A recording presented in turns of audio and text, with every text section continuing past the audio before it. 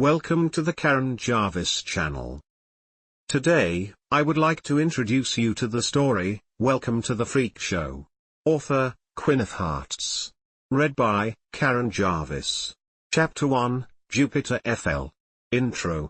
It seemed like years my father waited for me to become special, an oddity like the rest of the family. I didn't though. I was completely normal with no abilities, no talents. My older sister Sarah, she the golden girl of my family's eye. I love her, but it's torturous to be near her sometimes. My father runs a freak show in Venice, California. Mr. Tall's Oddities Show of Freaks it is named. And everyone there is unique, beautiful in their own way, but I'm just a prop, nothing more. I was like every other person who came and brought a ticket to the show. I am no freak. 2 years later. Danny. Sarah yelped, laughing. He picked her from the ground tight in his arms, kissing her neck like a pig. I huff under my breath from their over-public affection. Sarah, I moan. We've got to get a move on it, I tell her. She rolls her eyes at me and I do the same to her. I lock my luggage trunk and pick it up, walking out of the room. I heard their feet following, the skirt of my dress ruffled as I walked fast and my heels click on the ground. I focused in on those sounds, ignoring the sounds of Sarah and Danny laughing together.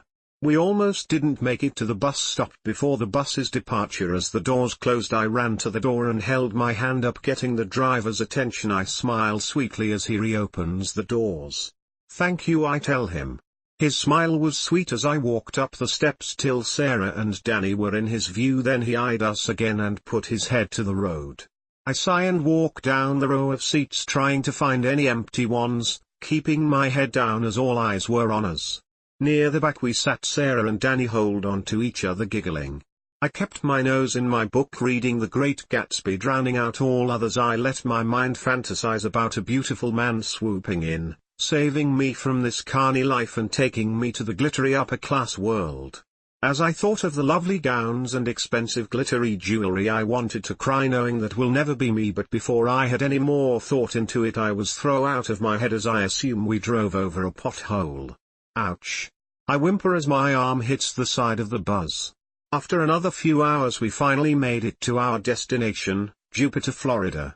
Getting off at the bus stop, nightfall was calling to take the sky as the colors changed and the sun was fading. This is gonna be good, Sarah claim. I just roll my eyes. Yeah babe, it is, Danny said, biting her ear. Ew, I mutter, walking ahead of them. We walked through the whole town. It was pretty. I wouldn't mind living here. It seemed so happy and colorful. As we made it to a dirt road, Danny informed us we only had another 3 to 4 miles to go. Sarah moaned, but I kept quiet. I'd rather be walking down this dirt road than be at the freak show. The moon was out completely and nothing lit the road but the much spaced out street lights. Eventually though, I started to see the carnival lights and hear the noise of the show. By the time I made my way to the front entrance of the place, it seemed the show was over. Show's over, sorry, come back tomorrow, a young man said. He is fairly attractive with light brown hair curled in the center of his head, letting his hair rest a little of his forehead. Big round eyes. I can't tell the color in this light, but dark definitely. Oh, I'm not here for the show, I tell him. He smiled, wondering what I was doing here. His smile is innocent and charming. I haven't seen a smile quite like his. In return I smile. It would be rude not to. What are you here for then? His innocent smile disappeared, leaving behind a perverted one instead. I look behind me, wondering how much faster did I walk than Sarah and Danny. They should have caught up by now, unless they found my absence a great opportunity to get close to one another. A job. Job? He eyed my body up and down, looking for any obvious deformity. Finding none, he narrows his eyes at me.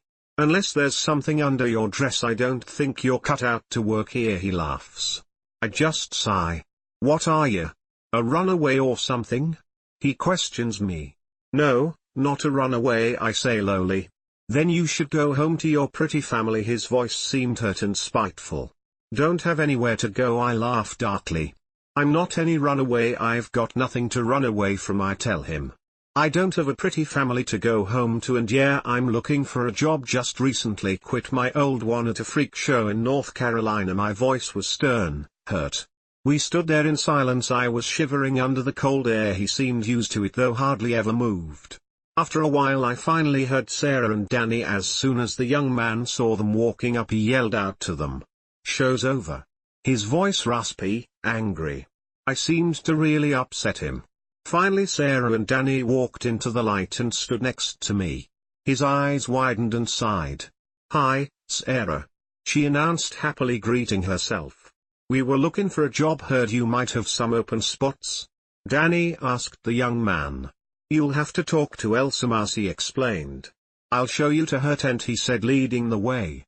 We walked around the tent with the demon clown mouth entrance till we were in the middle of the camp. I already knew which tent he was taking us to. It was large, the largest of them all, and in the best condition. "Elsa, there's some people here to see you," the young man says to the woman inside the tent. I wonder a bit off not hearing the rest of the conversation between the young man and the woman, but I did see Sarah and Danny go inside. A few fire pits were set up with people around them, not many though. Most are probably asleep or inside a very well-lit tent I see off in the distance where there was much noise coming from. I keep walking with my hands around my chest, using my peripheral vision to see who's approaching, as I hear footsteps running up to me. It was the same young man. "Yes?" I ask. "Sorry, I thought you were some runaway looking for glamour," he apologized. I just laugh. If I was looking for the glamour in life and the glitter I truly want, I wouldn't be here. I've been in the shows long enough to know there's no glamour. I laugh darkly. "Yeah," he nodded. "It's all right," I reassure him. He smiled, finally feeling better about his past actions towards me. "Jimmy, Jimmy darling," he says. I smile to him. He has a beautiful name. Bonnie Tall. I greet him, offering my hand. He was reluctant to take my hand, then eventually he removes his right hand from his pocket to shake mine. I didn't jump, nor did his hands scare me. I've seen too many things in my lifetime to be startled by a little deformity of the hands. "So what can you do, Bonnie?" he asks, smiling large at me. "Not much," I laugh. "I'm just along for the ride. It's my sister who's special, talented," I say, trying to keep envy out of my voice. He narrowed his eyes to me. "Nothing?" he asks. "I've learned a few things to keep useful," I tell him. "But I'm not a true oddity." "That was your sister?" he asks. I nod. "But you're not deformed in any way?" He seemed blown away. I shake my head. I've always had a hard time talking about this. My whole family was different in one way or another, but I'm not. I'm just average to the world. "What are you doing here then?" His voice was shaky. I laugh. "I am staying with my family," I tell him. "But you're normal," he mutters under his breath, confused. "Bonnie!" Sarah shouts, excited, waving her hand to me, waving me over. I walked over to her. She was jumping on Danny, kissing him all over. "We've got the job." I smile.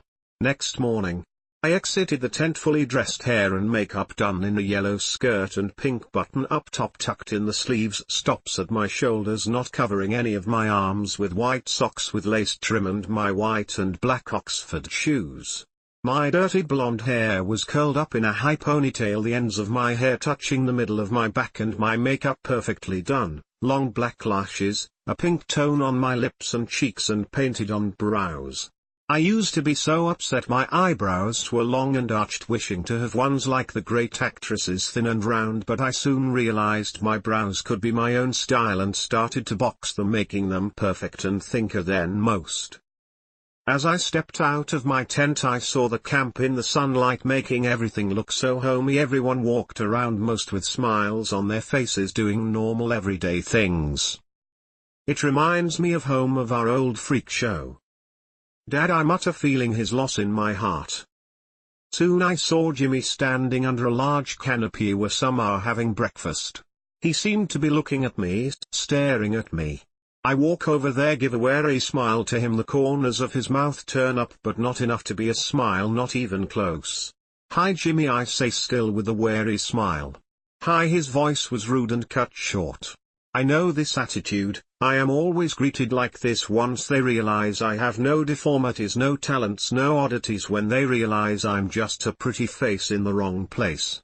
I look down to the floor as his eyes burn in my skin. "Have you seen my sister or Danny?" I ask. I want to flee from his sight, but I want to know where to flee to first. Yeah, they're in the main tent trying to come up with an act, he tells me. His hands sink into his pockets trying to hide his deformity as most see, as I see beauty. I would have killed as a child to get his hands to be my own, to make my father love me the way he loved Sarah, to take all doubt of me being his out of his head. To beautiful he always said I was to be my mother's. To small of features he said I had to be his. To normal to belong here, he said with spite. The tent with the demon face? I ask, voice low. Yeah, he nodded. I nod and begin to walk in that direction. I enter the tent to see Sarah on the stage contorting her half-inked body beautifully. Every twist was smooth. I swallowed hard, pushing back all my jealousy. I sat and watched as she lay on her stomach, hands resting beside her and all three of her legs twisted up to rest on the top of her head. I see out of the corner of my eye Jimmy and a man with short arms and tattooed body but clear face walk in. Both seem taken back. Last night no one saw Sarah's third leg. She is good at keeping it hidden, tied under her skirts. Her body is so flexible it is easy bid in unnatural positions. I'll be honest, I don't want a third, but being able to flex my body the way she does would be enough for me. I hate the vanity I have, but beauty is all I have, and I'm not about to be wishing that away. I am in awe watching her body perform. I am fixable, true, but I can't do anything near what she is, and I took me years to become so fixable. She was born this way, where it took me months to do the splits. She just did it. Her body was made to perform perfectly. As she finished, congratulations were given to her and Elsa Mars said she was impressed, which looks like a hard thing to do, however, not so much when you have 3 legs. Sarah walked off the stage, 2 legs mimicking the other, acting as 1 leg. She hop on Danny and gave him a big kiss. I look away shaking my head. I hate how she throws away her beauty and acts like a common slut. Girl. Elsa waves her hand to me. I look for a second, making sure she meant me. Yes, you yellow skirt, she said, still waving her hand for me to come to her. I stood with all eyes on me as I walked to the extraordinary older woman. She was beyond words with beauty. Yes? I asked, standing in front on her. She looked me over, eyeing every part of my body. You're a pretty thing, prettier than most, she comments, mostly to herself. Then she snaps her gaze to me, German accent heavy. But good looks won't get you anywhere in a freak show. You must be talented or useful. Tell me, girl, are you talented or useful? I'm just a pretty face, but I am used to working hard. I can do whatever needs to be done, I assure her. Oh, stop doing that, Bonnie honey. Danny slurs. I snap her look to him, eyes narrowed in anger. I knew what was about to come out of his mouth and I wanted to shut him up. She a sword swallower, I've seen her doing it. She good, he said, pointing to me. Hi you now, pretty face, why don't you show me? Elsa says, lighting a cigarette. I look to Sarah with desperation in my eyes. It's been almost 2 years since I've swallowed a sword. It's a risky trick to just try off the bat after so long. You wanted to join the freak show, Sarah said, trying to play innocent and failing miserably. Show you wanna be a freak? She said husky as Danny was practically feeling her up. I just sigh and nod. Let me go get my swords, I say, defeated. I walked out of the tent and rushed to mine, grabbing my trunk. I push all my clothes out of the way till I reach the bottom and pull out my sword. Then I rush back to the main tent. As I walked in, Jimmy's eyes were on me, burning me again. I walk up to Elsa, breathing heavy, trying to relax. On the stage, pretty face, that is where us freaks perform. I nod and walk shaky up the steps. Standing in the center, I pull out my shinny blade that I have not missed. I am no freak. Shoving this down my throat won't make me one. It will probably just kill me or nearly kill me like last time. I lick the metal, shivering as the metallic taste lingers on my tongue. Putting my head back, I feel my own heartbeat pounding against my chest. Quickly I relax my throat and close my eyes. The cold metal made its way inside me. I felt it sliding down smoothly, thank God. As just the handle rested on my lips, I waved my hands and lowered my body, curtsying. It's dangerous to move, but it felt so natural. Grasping the handle, I pull it out, hearing the metal swoosh through the air. It made my skin crawl, but I kept composure and bowed to my crowd. I heard claps and heard my sister clapping the loudest. I raise and look to the side of the stage where Jimmy stood, smiling like a child. His giant grin was so fitting on his face. I couldn't help but smile back to the attractive man. It would have been rude not to. Chapter 2, New Friendships. That's pretty much everything Jimmy says. After my performance, Jimmy was a lot nicer to me. He has been showing me around the campsite all day, making me laugh, smile, and told me he was sorry for this morning. I forgave him in seconds. He's too nice to hold a grudge against. I smiled to him as he helped me walk over a large section of grass. I grasped his arm walking over it and steadied myself and stopped as I felt Jimmy didn't move. Still looking down, I fix my skirt as Jimmy says, "Betty, this is Bonnie, Bonnie, this is and Betty," he tells me. I hold in a gasp at seeing the two-headed women standing in front of me. Hi, I smile to them. I thought customers weren't allowed back here? Says unhappy. She isn't, she works here now. She a sword swallower. His grin was big as he said the last part. Betty seemed interested with a soft smile on her face and wide eyes. I could show you sometime. Just come by my tent any time for a private show, no charge. I smiled to them. Bet that's not the only thing you swallow for free. Said walking off. I huff and looked to Jimmy wanting some type of apology. He narrowed his eye shrugging. It came clear he had no clue that had a crush on him. We just start to walk through more of the camp even though we have already been through this part. That was unbelievably rude. I laugh. And not at all true, I tell him, making sure that was clear. Don't mind them, they're new to the show and don't really trust anyone but the people here, he says.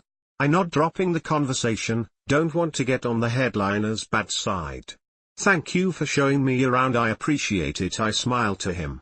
Yeah, he smiled, looking down, trying to hide his blushing cheeks. That night I came to meet everyone's company, but I stayed close by Jimmy, mostly talking and sitting near him or his tight group of friends, Paul and Eve. Sarah was nowhere to be found, neither was Danny. I didn't mind though, all they ever did was cause problems, and a peaceful night without them sounds nice. At the large dinner table, people all shapes and sizes were laughing, telling stories and playing around the table as we all ate. You like it here so far? Jimmy asked in a whisper to me. Yeah, actually I do. I nod and smile to him as I pop a piece of food in my mouth. This place is a family, and for once I feel like I might find myself a spot in the family more than the black sheep. What did you say your name was? Asks the bearded lady. Ethel, darling, Jimmy's mother. Bonnie, tall, I tell her. Shifting my body away from her son a bit. She didn't seem too happy about how close we were. Tall? Her accent heavy. I nod. Mr. Tall, the 7-foot man, you know him? She asks. The question catches everyone's attention. My father's show was big, pretty much the only successful show for a long time. Till his passing 2 years ago. Then the shows stopped and everyone either went their own way, but I heard there are still a few people performing with the show's name. That was my father, I tell her. I used to work at that show years ago. Your pa was a good man, she says. It sounded like she was convincing me. Yeah, I nod. Thank you. I sat there for a second trying to forget my dad, trying to forget all the heartache, but thinking of it still sends me in a bad place. You okay? Jimmy asks, putting his hand on my back. Yeah, I nod. I'm gonna go to bed. See you tomorrow, Jimmy. I pat his hand that was on the table as I stood. As I walked out of the room, I saw the Siamese twins, and Betty, follow me out. I don't mind them and continue to walk to my tent, knowing I'll probably have to tear Sarah and Danny off of each other so I can sleep. As I continue to my tent, the meanhead finally speaks. Hey! Calls out to me. The last thing I want to do is really give her a reason to dislike me. I turn to face her. Them. Yes? I ask. I cross my arms for warmth as I wait for her to talk. You don't belong here, she tells me, her voice filled with hate. You're nothing special, just a common slut. My eyes widen in anger. I know I'm a normal girl, but I'm definitely not a slut. Do you want something? I ask, meanly tilting my head. Her other head, Betty, seemed uncomfortable, upset with the whole situation. Poor girl. I want you to stay away from my friends, she tells me. They may not see it now, but you're nothing but a normal girl, a customer. You'll never understand him. I just start laughing. All this name calling for a boy, God, this girl needs to grow up. What's so funny? She asks. Every time she talks her voice and demeanor sounds and acts like she on top of the world, knows everything. Don't talk to me again till you get down from your high horse, I chuckle and continue to I enter the small tense era. Danny and I share. I was shocked I was here by myself. I half expected to walk in on Sarah and Danny enjoying each other's company, however, I'm happy I didn't. I change into my light pink silk pajamas, pants and button-up shirt, then I proceed for bed, washing my face and brushing my hair. I lay down on my cot, closing my eyes, drowning out the sounds of people off in the distance. Next day, I woke in the early morning before any were awake and went to the main tent. It's been a long time since I was up on stage. I felt like such a fake up here. I haven't practiced my show with swords in 2 years, but I still practiced all my moves, not wishing to lose any of the flexibility I have taught myself. Making sure no one else was around, I unbuttoned my pale lime green dress with white trim and collar. I fold it neatly, putting it on the stage next to me. Now only in my slip and under that corset I had the ability to move more freely without restraint.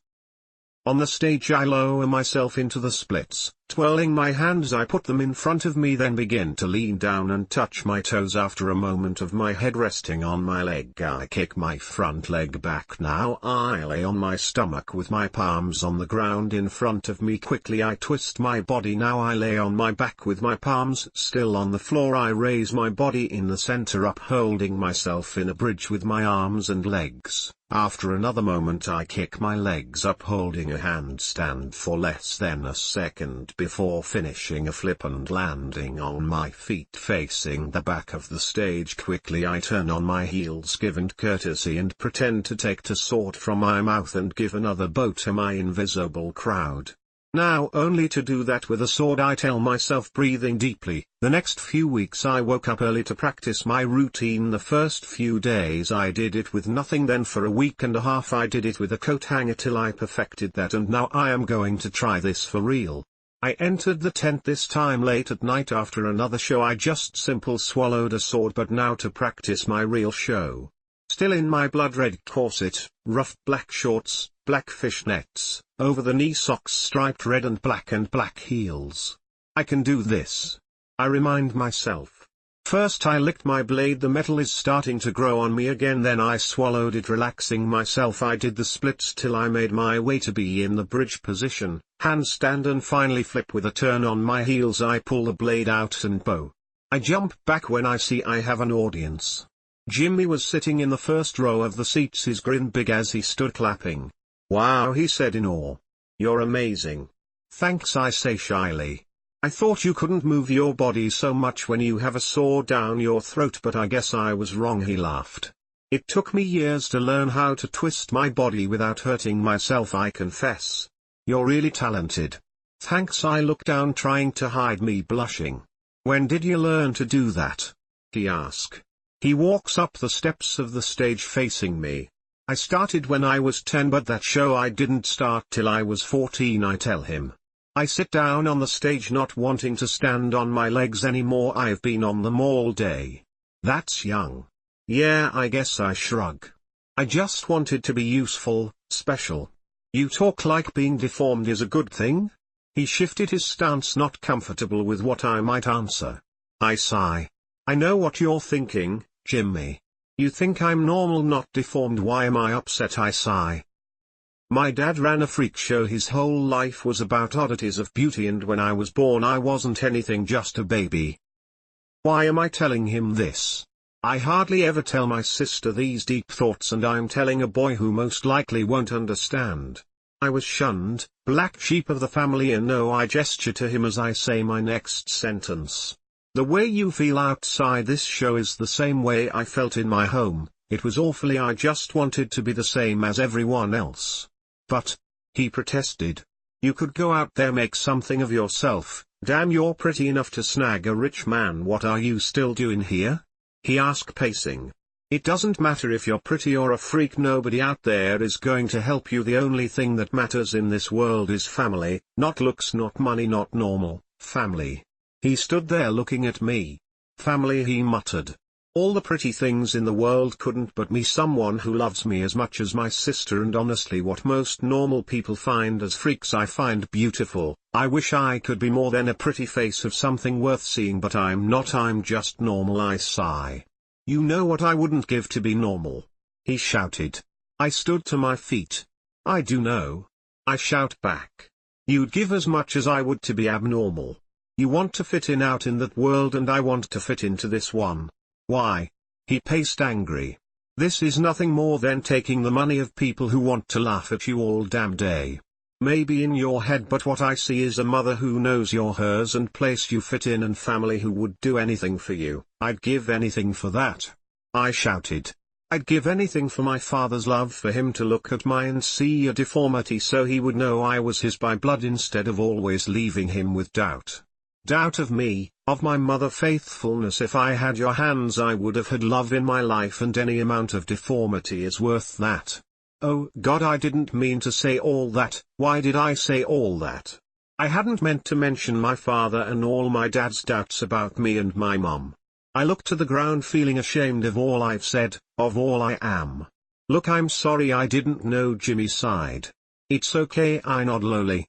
I kick my feet back and forth trying to get the fight out of my head. I said so many things I never wanted him to know, and now he does. Just forget it please. I'm sorry, I beg him.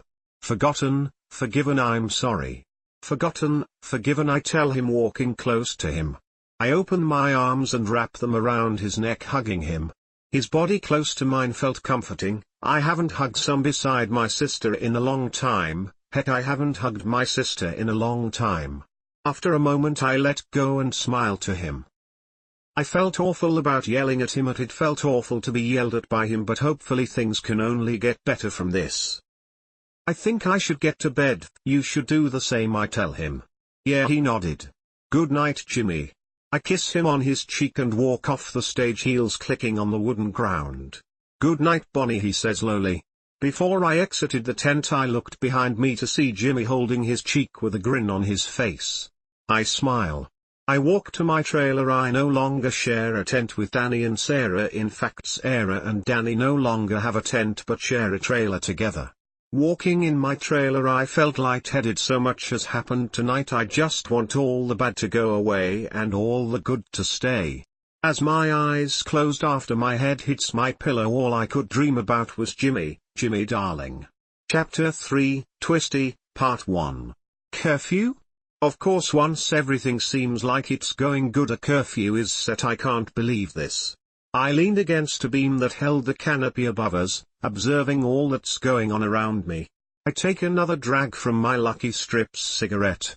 The past weeks have been hell. The strong man Del showed up with his sad excuse of a wife/husband, I don't know, and he just ruined everything. Beat Jimmy up by the dinner, orders us all around like he's boss. Wish someone would just take care of him, but sadly he's still around even though he doesn't even always show up for the show. Sarah, Sarah, I call out to her. She continues to walk past, going to her trailer. I narrow my eyes to her, confused to why she would ignore me. She entered her trailer looking in a rush. I huff and run up to her trailer, waiting for whatever drama she has going on. I opened the door fast, seeing her in the bathroom looking in the mirror. Sarah, I sigh. Walking to her I put my hand on her shoulder. Go away, Bonnie, she begged. What? Why? I asked. My heart quickened. She is worrying me deeply. Sarah, what's wrong? She just sighed and turned around, showing her split lip and blackened and purple left eye. I'll kill that son of a bitch Danny. If he thinks he can touch my sister, the mother. My thoughts were interrupted by Sarah. She grabbed me and begged. Bonnie, it's okay, I'm fine, she sobbed. No, no. I yelled to her. How can you be so stupid, Sarah? This isn't okay. I tell her. Bonnie, I know, but what are we gonna do about it? She asked sarcastically. Just don't worry about it, big sis, I'll take care of it, I reassure her. Just go to someone else tonight, I'll take care of it, I finished. Don't do anything stupid, she continued to beg. I won't, I just want to talk, and after I say what I have to say I'll leave. I don't want you getting hurt. I won't go alone. I'll take Jimmy. She nodded. I lied, I won't bring anyone else in this, it's our family drama, not Jimmy or anyone else. I know I told Sarah I would, but it's not his obligation, no one's but mine. After a while I left to find Danny.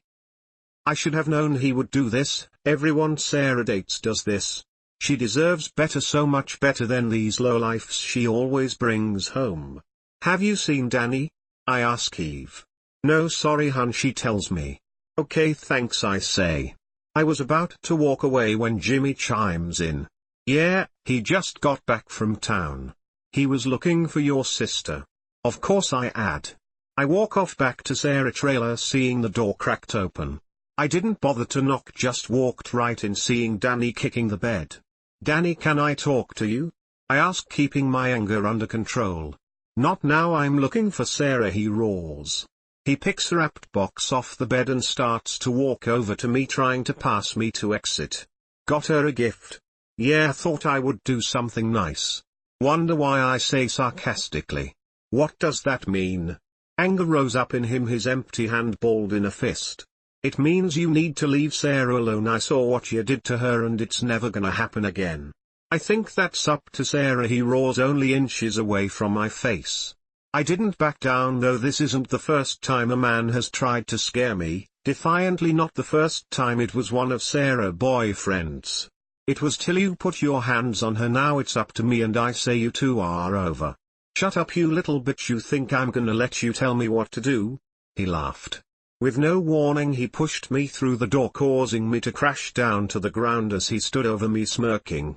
I yelped as I fell to the ground. Quickly I rein myself, knowing I can't let this guy near my sister again.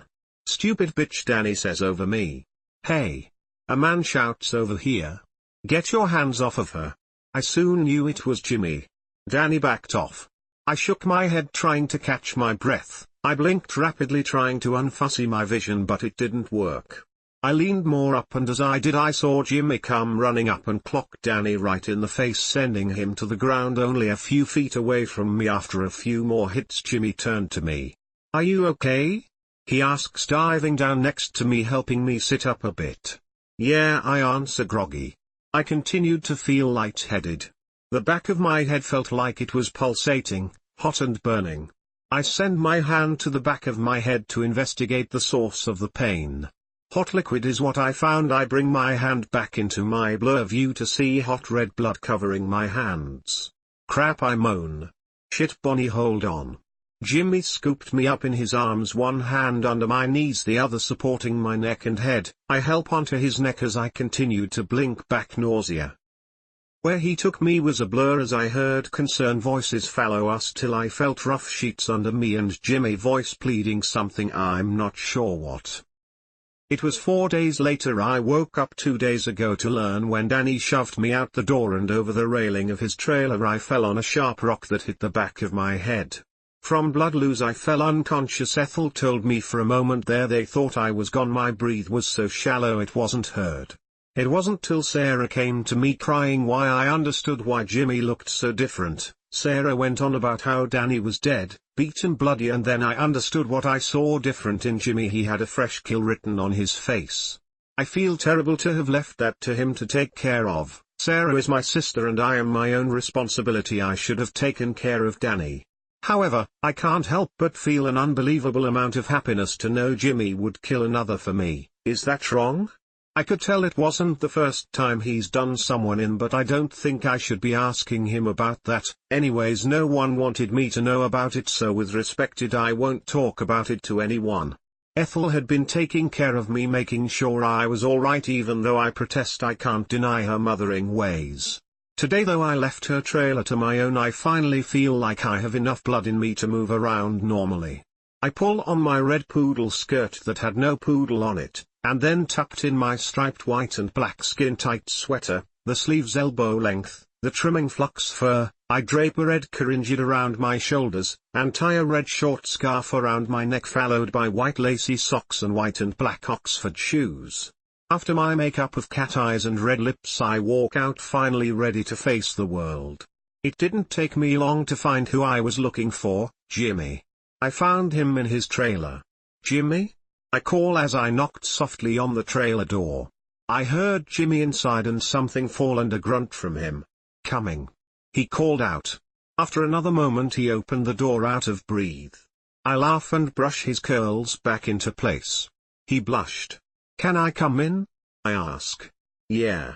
It took his a second to answer. He seemed lost in thought. Sorry, it's a bit of a mess. That's okay, I smiled to him.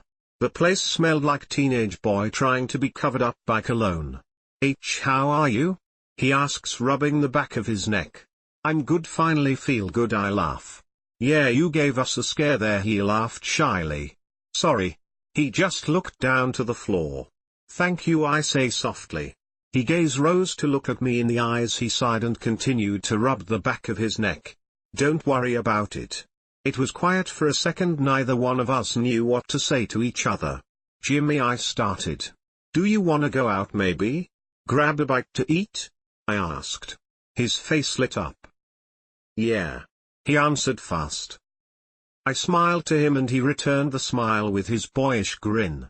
After he grabbed his leather jacket, gloves and hat, we were off to a little dinner inside of town. At first I was awkward to be so close to Jimmy, but after a while of riding it was comfortable. As we pulled up, the place was lit up with teens flowing in and out of it, seeing it is Saturday afternoon and since the curfew afternoons have been louder. A waitress sat us at a two-seater booth. She left after setting down the menus. The place hopped with the latest hits from the jukebox. With small talk of the food and music, we ordered cherry cokes and cheeseburgers with fries. When the food arrived, Jimmy shuffled, trying to hide. He was upset, also trying to hide his hands. He hides them every time someone walked past us or the waitress came to check up on us. Jimmy, you don't have to hide, I tell him. Easy for you to say, he laughed. Again he hides his hands as a woman walked past our table. Jimmy, I sigh. I think to myself, a way to make him feel alright. Give me your hand, I command. He looks around before compiling. I took his hand, holding it with mine on the table, smiling to him. It doesn't matter what they think, I tell him. I squeeze his hand, reassuring him. You're beautiful, don't let them take that away from you. He looked away. I'm not, he said, pulling his hand away. Fine, I huff. If you don't believe you're handsome, that's your opinion, but I haven't seen a more attractive man and I like your hands. I think it adds understanding, compassion to your soul. You're crazy, he laughs. I don't care as long as I'm happy, I bounce. He just laughs again. Again the small talk started, and after a while our conversation lasted longer, leading to talk about more than small matters of life. I started to tell him of my upbringing, who taught me my act, a little about my father, leading to the conversion that Jimmy doesn't know who his father is. Then we talked about our mothers. I talked a little about my sister, then to where we want our lives to go. I liked Jimmy want of normal family life. It sounded perfect, kids, a dog, perfect house and a wife waiting for him at home lovingly. About an hour before curfew the place closed, leaving me and Jimmy riding of his bike, not wanting to go back to the freak show. I could tell he was enjoying himself deeply, finally feeling normal, I guess. After a little of riding we stopped by a pound. I walked to the water, sitting facing it, and Jimmy joined me. I'm having a really nice time, Jimmy, I tell him. Me too, he tells me. You've done a lot for me, Jimmy, when you didn't have to, I start. I just want to let you know I see what you've done for me. It means a lot, and you mean a lot, I confess. Bonnie, I wanna do something. Close your eyes, he asks. My heart stopped. I wanted this so bad. I wanted Jimmy. Before I could listen and do what he asked, a bright light flashes our way. Hey, it's past curfew, police calls to us. I stood fast, as did Jimmy. We've still got 5 minutes, Jimmy informs the officer, anger. You kids need to get going, the officer commands. Yes, officer, we're going right now. I'm so sorry we lost track of time, thanking you for looking out for our safety. I slyly charm the man with my defenseless act. He nodded and led us back to the road where Jimmy's bike was.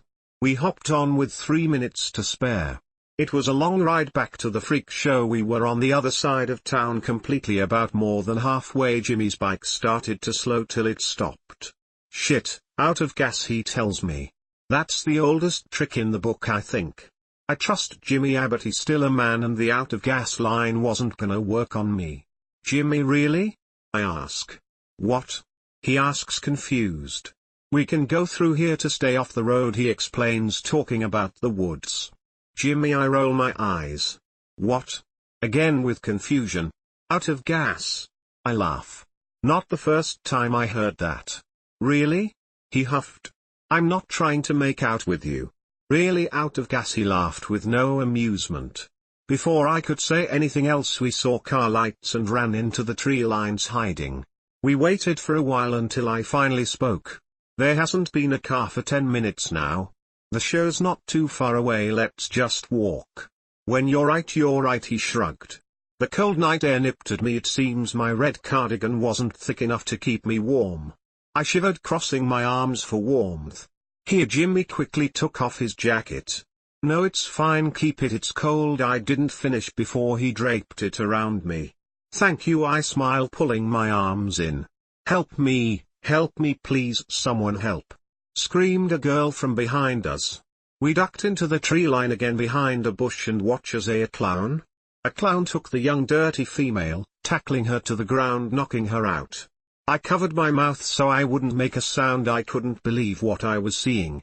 I almost thought her to be dead for a moment, but prayed to God she wasn't. The bloody clown picked the girl up, pulling her over his shoulder, going back to the other side of the woods. Dear God, I mutter. Fast Jimmy leapt from the bushes we hide behind. Where are you going? I ask. To see if I can help her, he explains simply. Stay here. He walked off and I looked around me. Darkness took over my vision. I didn't want to be alone more than I didn't want to follow that clown man.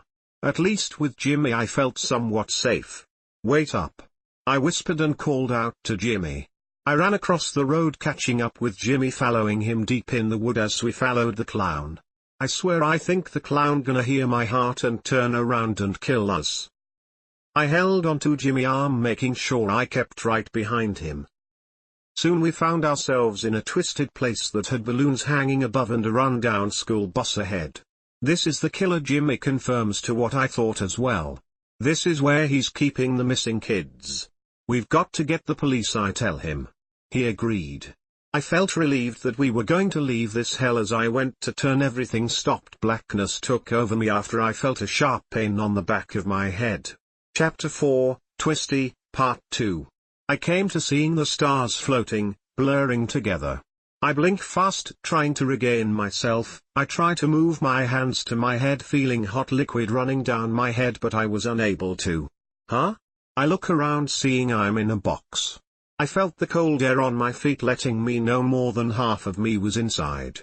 I look around, panicked, to see two clowns doing balloon tricks for the kids that sat of the ground. Then I saw Jimmy, knocked out, hands and feet tied up. Jimmy! I sob. My cries and tears were unending as I wiggled, trying to free myself. Shut up! The clown in the cleaner outfit yelled to me. I didn't though, I couldn't. He huffed and walked over to me. I wiggled, trying to get away from him. It was useless. I said shut up. He grabbed a piece of cloth, shoving it in my mouth and tying around it so I can't make any sound beside muffled cries. After a while I saw Jimmy move. He woke up to this twisted clown show. I tried to yell out to him, but I was still muffled, though he seemed to hear me anyways. The clean clown started to talk, but I couldn't hear over my cries as I tried to get out of this damn box. I always wondered how this trick worked. I guess we'll find out with the help of my lovely assistant Tiny Tits, the clean clown said, tapping the box with a saw. I screamed as more tears ran down my face. I heard every sound of the wood being cut with the saw. I blinked back tears as I saw Jimmy take the clown to the ground. I struggled inside the box, yelling for him to free me. Every second he fumbled opening that box was burning me inside. As soon as the box was opened, I pulled the gag from my mouth. Standing fast, I looked to the other clown. He was clapping, enjoying himself. Run, run! Jimmy yelled to the kids. Get them out of here, Jimmy orders me. I nod and run off with them. I was scared for Jimmy, but I know he'll be alright and I need to get these kids out of here. As we ran, I heard that second clown behind us following close. I came up to the kidnapped kids as they tried to think which way to go. Straight that way will take you to the road, I told them. Where are you? You're not playing right. cried the second clown. "Take them and go," I told the girl. I could tell she was the strong one over the boy that whimpered more than the child. They took off fast. "Hey asshole, you wanna play? Guess you're gonna have to catch me," I yelled to the clown.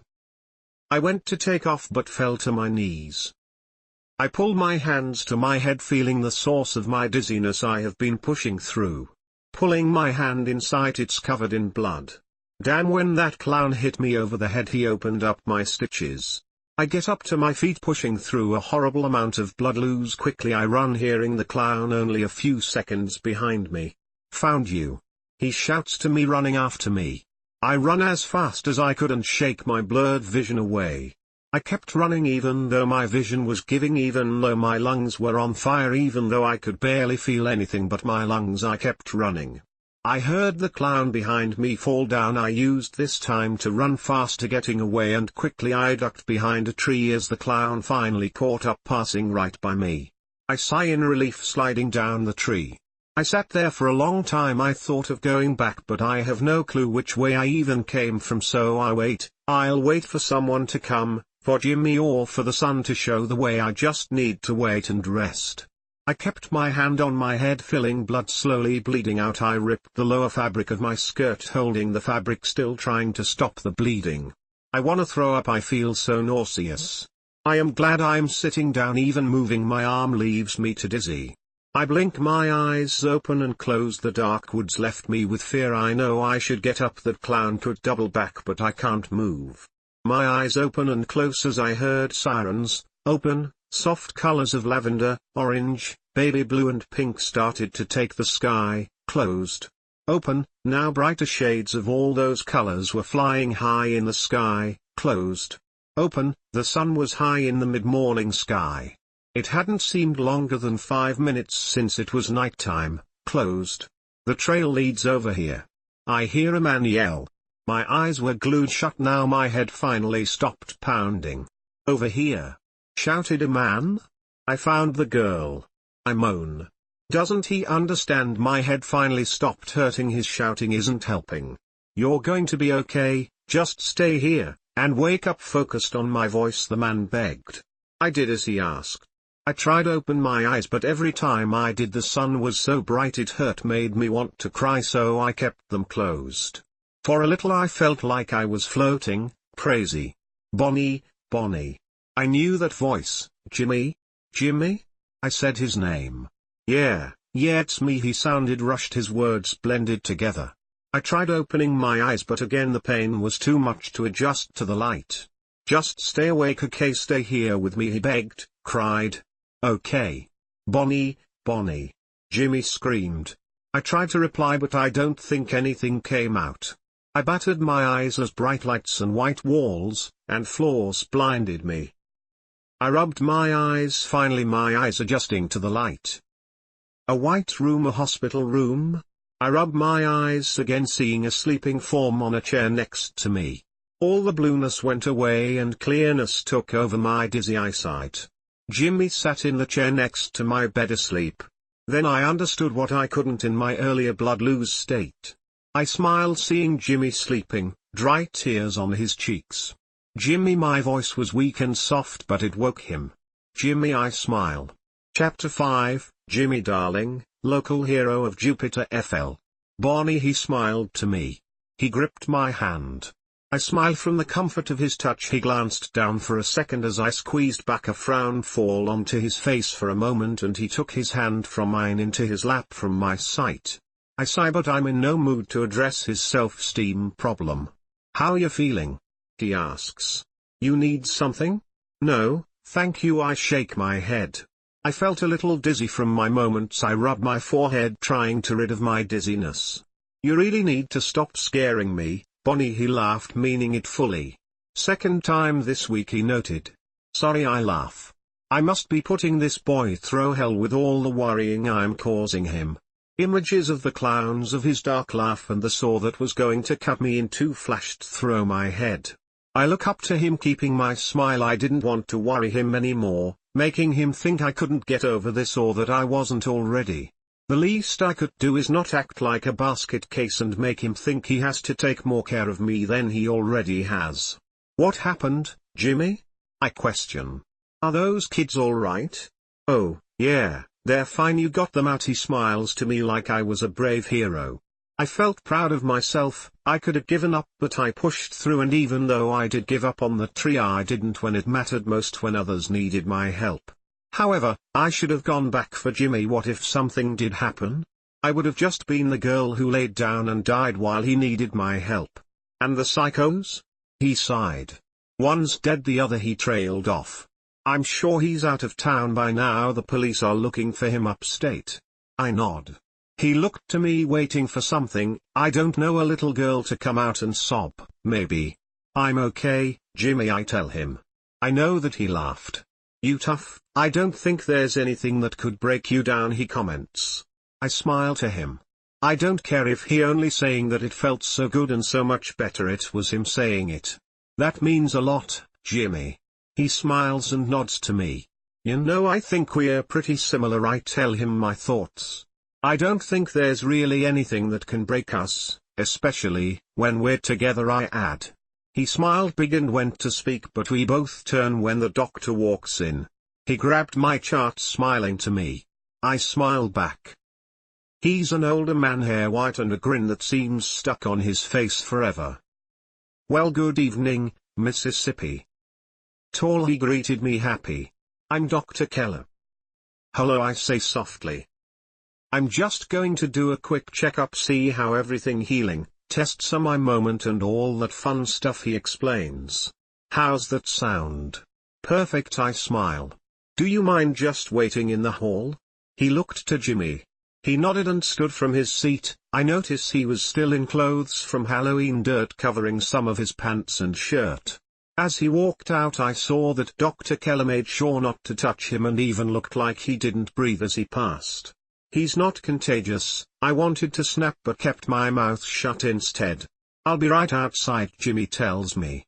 He walked over to me after shutting the door. He had me sit up. I felt woozy but nowhere near passing out. He looked at my stitches on the back of my head, saying that looked fine, then shined a light in my eyes. Follow it, he asked. I did perfectly. I blinked once the light was gone. It left me feeling a bit nauseous but nothing that would bring me to throw up. He continued to check a few others, things like it was a normal checkup with little small talk. You were very brave, he tells me, listening to my heart. Thank you. You're a really pretty girl. He seemed blown away by the fact. I laugh. Yes, I am. I chuckle a bit. So he dragged out the U in the word. What is it you do, if you don't mind me asking? He asks. I look through your chart trying to find the answer without asking. And you know what? He laughed. Couldn't find a thing. Nothing to find, I confess in my soft voice. He narrowed his eyes at me. Well, what do you do? He asks.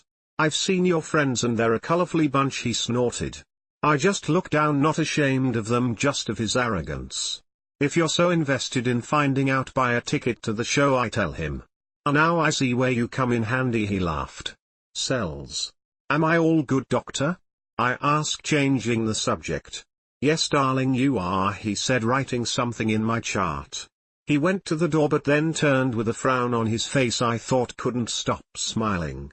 You have a really pretty face. Any man would be lucky to have you waiting at home. You need to wake up soon and get yourself out of the nightlife before it's too late. A girl like you could get anyone. Heck, if I was 20 years younger I'd offer you to stay with me, but I don't think my wife would like that much. You've got too much personality and too much face. Get out while you can, darling, he tells me. If you need anything, the nurses are right outside. Get some rest. And on that note he left before I could say anything. I looked down. Yeah, I may want all those pretty things in life, but what are they worth if you don't like who's giving them to you? I don't need someone who's pretty to have a nice life and have the prettiest babies with. I need someone who will love me, stay faithful, and someone I know who would love his kids whether oddity or not. Damn, I never want my kids to have a father who waiting for them to amaze him like mine always waited for me, till one day he gave up waiting. And I've seen Jimmy, who it broke him down how the world sees him. He too afraid to touch my hand, to pick up a glass in a room with someone normal. Normal, what a joke, no one's normal, it's just an impossible standard that was set and no one can really reach. Everyone just tries to and pertains to. Once Jimmy understands that, he'll finally understand it doesn't matter what they think, they're the fools trying to be something they'll never be, perfect. I sigh. Yeah, no, he's right, a deep accent voice tells me. I look up to see Ethel walking in the doorway. Girl like you, heck, he'd probably leave his wife a year right now, that doctor, she says, sitting beside me. No thank you, I laughed. I'm not joking, girlie, I'm being serious here, she snapped at me. Dropping my smiling, failing at making this light-hearted. I just sigh, feeling another life-changing talk come on from another old person that thinks they even understand what I'm thinking. Don't get me wrong, I respect Ethel, but I don't wanna hear another "you're so pretty, go get a rich guy" speech. With respect, Ethel, please, I'm not in the mood, I tell her. She seemed to take offenses though. Now you listen here, Bonnie, she said stern. Jimmy taken with you, and I don't need you breaking his heart when you do finally come to your senses and get out of this dump. She stood from her seat. Now the world's done enough to him, he doesn't need you adding to it, so if you really care just stop now and go home. Get out, I command her lowly, with rage burning me inside. Get out, I repeat myself. She left with a smug look on her face, shaking her head to me like I was some common criminal. She has no right to talk to me like that. She thinks me life is so easy. Everyone has problems, she not the only one, her carny friends aren't the only ones. I get it, it's tough, and I'm sure all have a million and more over my problems, but it doesn't make mine any less to me. She just like everyone that stares and laughs at her. She mocks me, tells me I'm terrible person for having a life near her poor carnies because I have a pretty face. Either way she meant it, it's terrible. Either she meant I'm too pretty so I'll never understand them or fit in, and I must be a girl that will choice glitter over actually human compassion because I'm pretty, or she meant I'm too good for her world and her son, which just makes her terrible mother and only makes sense why Jimmy can't hold his head up high, because all his life she basically told him he's not worth anything. There's no winning in what she just told me. That was awful. I care, I want love over looks, I want compassion not judgment, and I thought people who have been judged all their life would understand, but I guess not. I sigh, I've worked myself up to exhaustion. I rub my hand on my head, I can't be this mad at Jimmy's mom, it'll make it awkward between us. I mean hell, he just saved my life, I can't be giving his mom stink eye. Rest, I need rest. I reminded myself. I can't believe her to say I'm gonna be a vain person and chose a pretty boy over Jimmy, or to say he's not worth me. It doesn't matter, that was wrong. Stop, rest. I commanded my thoughts away. I laid in that bed for a long while trying to get control on this anger, and I finally did. I thought you said you'd stay with her? I heard arguing outside my door. Hushed voices I knew well, Ethel and Jimmy. I look up groggy-eyed, I rub them and yawn. I saw through the crack of my door Jimmy standing there scolding his mother than being scolded by her. Are you drinking again? He questioned her. She gonna run off with the first beau that gives her a shinny gift, she says, ignoring his question. You don't know that, she different, Ma, Jimmy protested. I smile, at least he knew me. She just laughed at him. Ha, different till a rich pretty boy comes along. I've seen her type, Jimmy, and girls like her and boys like you don't last long. She pleaded for him to understand her craziness. She cares, Ma, about me, about us. How don't you see that? His wide round eyes begged her to listen to him, listen for once. You're too innocent, Jimmy, why you wanna learn the hard way about this girl? She studied sadly. You're wrong, Ma, he said and looked to the room. I blinked wide eyes. I've been caught over listening, shit. He sighed and walked away from Ethel. I finally felt a little bad for his mother. No matter how wrong she sees me, she is only trying to protect him, and I can't stay mad at her for that. Well, not as mad as before. He walked in the room smiling lightly. I smiled back half-heartedly. He was in new clothes and his hair was done. She's wrong, he huffed.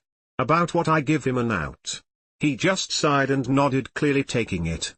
He placed a bag down on the chair. They said you can go home, he smiled. But both of us knew why. They were tired of Jimmy and Ethel lingering around these halls. "I brought you some clothes," he said, gesturing to the bag. "Your sister picked them out." "Sarah, how is she?" I ask, worried about her. "She's okay, she happy you're coming home," he tells me. "She wanted to come but I wouldn't have room to drive us all back," he explained her absence. "That's okay, I love her but I'm in no mood to comfort her," I laugh. "Yeah, she kind of took everything that happened to you worse than you did," he laughed. "When Ma told her, she said she cried herself to sleep on your bed. Ma said she was gonna bring her up with herself but didn't want to wake her." "It's okay, Jimmy," I smile. He just nodded and smiled. "Well, I'll let you get dressed. Ma filled out all your paperwork, by the way. Tell her thanks, will ya?" He just nodded and walked out the door. I sat up shaky, holding back my dizziness. I leaned for the bag, gripping it. It felt like it weighed a ton. I struggled to put it on the foot of the bed. Opening it, I strip off my gown and put on a pair of pink carpi pants, a light pink polo and matching cardigan. I hold the bed for support and slip on my white flats. I always thought Sarah thought I was a square in this outfit. I guess she was just playing the mean sister part. I smile, touching the cotton. Maybe she not a bad girl all the time, just playing the part on occasion. I look into the bag again, seeing my hairbrush. I brushed out my day-old curls, pouting as I hit a few rat nests. When I finished, there was a knock at the door. "Come in," I tell whoever it is. In walked Dr. Keller, his smile large. "Just wanted to check up on you before you leave," he tells me. I smile and nodded, sitting down on the bed. He walked closer, moving my hair out of the way to see the stitches. "Still wonderful." "Great," I smile. "Well, I'll be leaving then." He nodded and told me to be careful. I only nodded and he left the room as Jimmy was walking in. He avoided Jimmy like the pillage. It was too obvious and rude. Even nice people are horrible. "You ready?" Jimmy asks. "Yeah." "Wait, Jimmy, is it?" Dr. Keller asks, turning around back to the room. "Yeah?" Jimmy answers, defense. Dr. Keller sighed. "That little boy who was kidnapped, he's my patient," he tells Jimmy. "He told me what happened, that you saved him with help from this pretty young lady." He smiled to me. "He was on his last few days out there. Well, what I guess I'm trying to say is thank you." He patted Jimmy's back. He put his hand in his pocket afterwards, wiping it inside his pocket. "But still, that's more than I ever thought someone would care." And after that, Dr. Keller walked out. I looked to Jimmy, wide-eyed, blown away by that man's compassion. Jimmy seemed confused and touched by the doctor. "Ready?" he asks, big grin on his face. I nodded, smiling back to him. "I'm ready, hero," I laugh. He just blushed. We pulled up to the entice of the freak show in the beginning of the morning. After the fresh air and long ride, I got to hold on to Jimmy. I was feeling better. I got off the back, careful, looking to him and his big innocent eyes. I sway and smile to him, seeing a perfect future in this man in front of me. "Spend the morning with me?" I ask him. "Yeah," he answered softly, smiling back to me. "I'm gonna go check up on Sarah. I'll be right back," I say. I went to walk off, then I turned back to him, the hero of my world lately. I placed my hand on his shoulder and kissed his cheek, then quickly skipped off to my room where I thought Sarah would be. I opened the door quietly and placed the bag down by the door. I walked in more to see Sarah asleep on my bed. I smile and leave the trailer, not wanting to wake her. I heard some people gathering at the main tent outside. What the heck do they want now? I wonder, thinking it was cops, maybe wanted to ask more questions. A lot of people beat me to see what was going on. I walked up to see townspeople thanking and hugging everyone here for Jimmy saving their kids. I moved to the right so Dot and Betty wouldn't block my view of Jimmy shaking hands with these people he thought he wasn't good enough for. I smile, feeling so beyond happy for him. Everything he ever wanted he's getting right now. I held my hand up in a small wave as he looked my way. He just smiled in return with a "this is crazy" face on. I could stand here forever and watch him. Jimmy darling, local hero of Jupiter. I smile at the thought. Chapter 6, I was wrong about Jimmy darling. Sarah has finally stopped her sobbing for Danny, although I heard I was the one to replace it, but now that I am okay she done weeping, which is the best thing I could hear right now. Well, second best tonight we finally have a full house, all coming to see Jimmy. I smile at the thought of so many people here to see him, thank him for his bravery. Are you excited? Sarah asks me, pinning my curls into place. I smile to her reflection in the mirror. Of course. Aren't you? I ask. Yes. She hopped. We both giggle, finally two sisters happy with their life, at least for the moment. I look down to the clock, seeing we only had 10 minutes till show time. Sarah finished my hair and I finished my red lips, and we rushed out of the trailer to the back entrance of the main tent. We stood there together waiting to perform. Sarah was cued and she left for the stage. I looked around. I always did catch Jimmy's eyes, and I wanted to do so like I have every other night. I couldn't find him in the crowd of crannies. In fact, I couldn't find a few faces that I knew weren't on stage. Jimmy, Ethel, Desiree, Dell, or the Pinheads. I knew it was normal Dell wasn't here. He didn't always show up, and he was most likely with Desiree. She is his wife after all, but where was everyone else? I cut through the crowd of crannies to the exit. I want to know Jimmy's alright. I did see him earlier, practicing his juggling and jokes. It was sweet. I didn't bother him. I was going to, but Ethel walked up to him and I would rather not speak to her. I walked out of the tent pulling my flora shawl around me. I shiver in it. I wasn't dressed for the weather, more for a burlesque club. I walked till I saw who I was looking for, Jimmy. He was helping Desiree walk, blood of his hand. Ethel was talking to them in panic. Dear God, what happened? I asked, running up.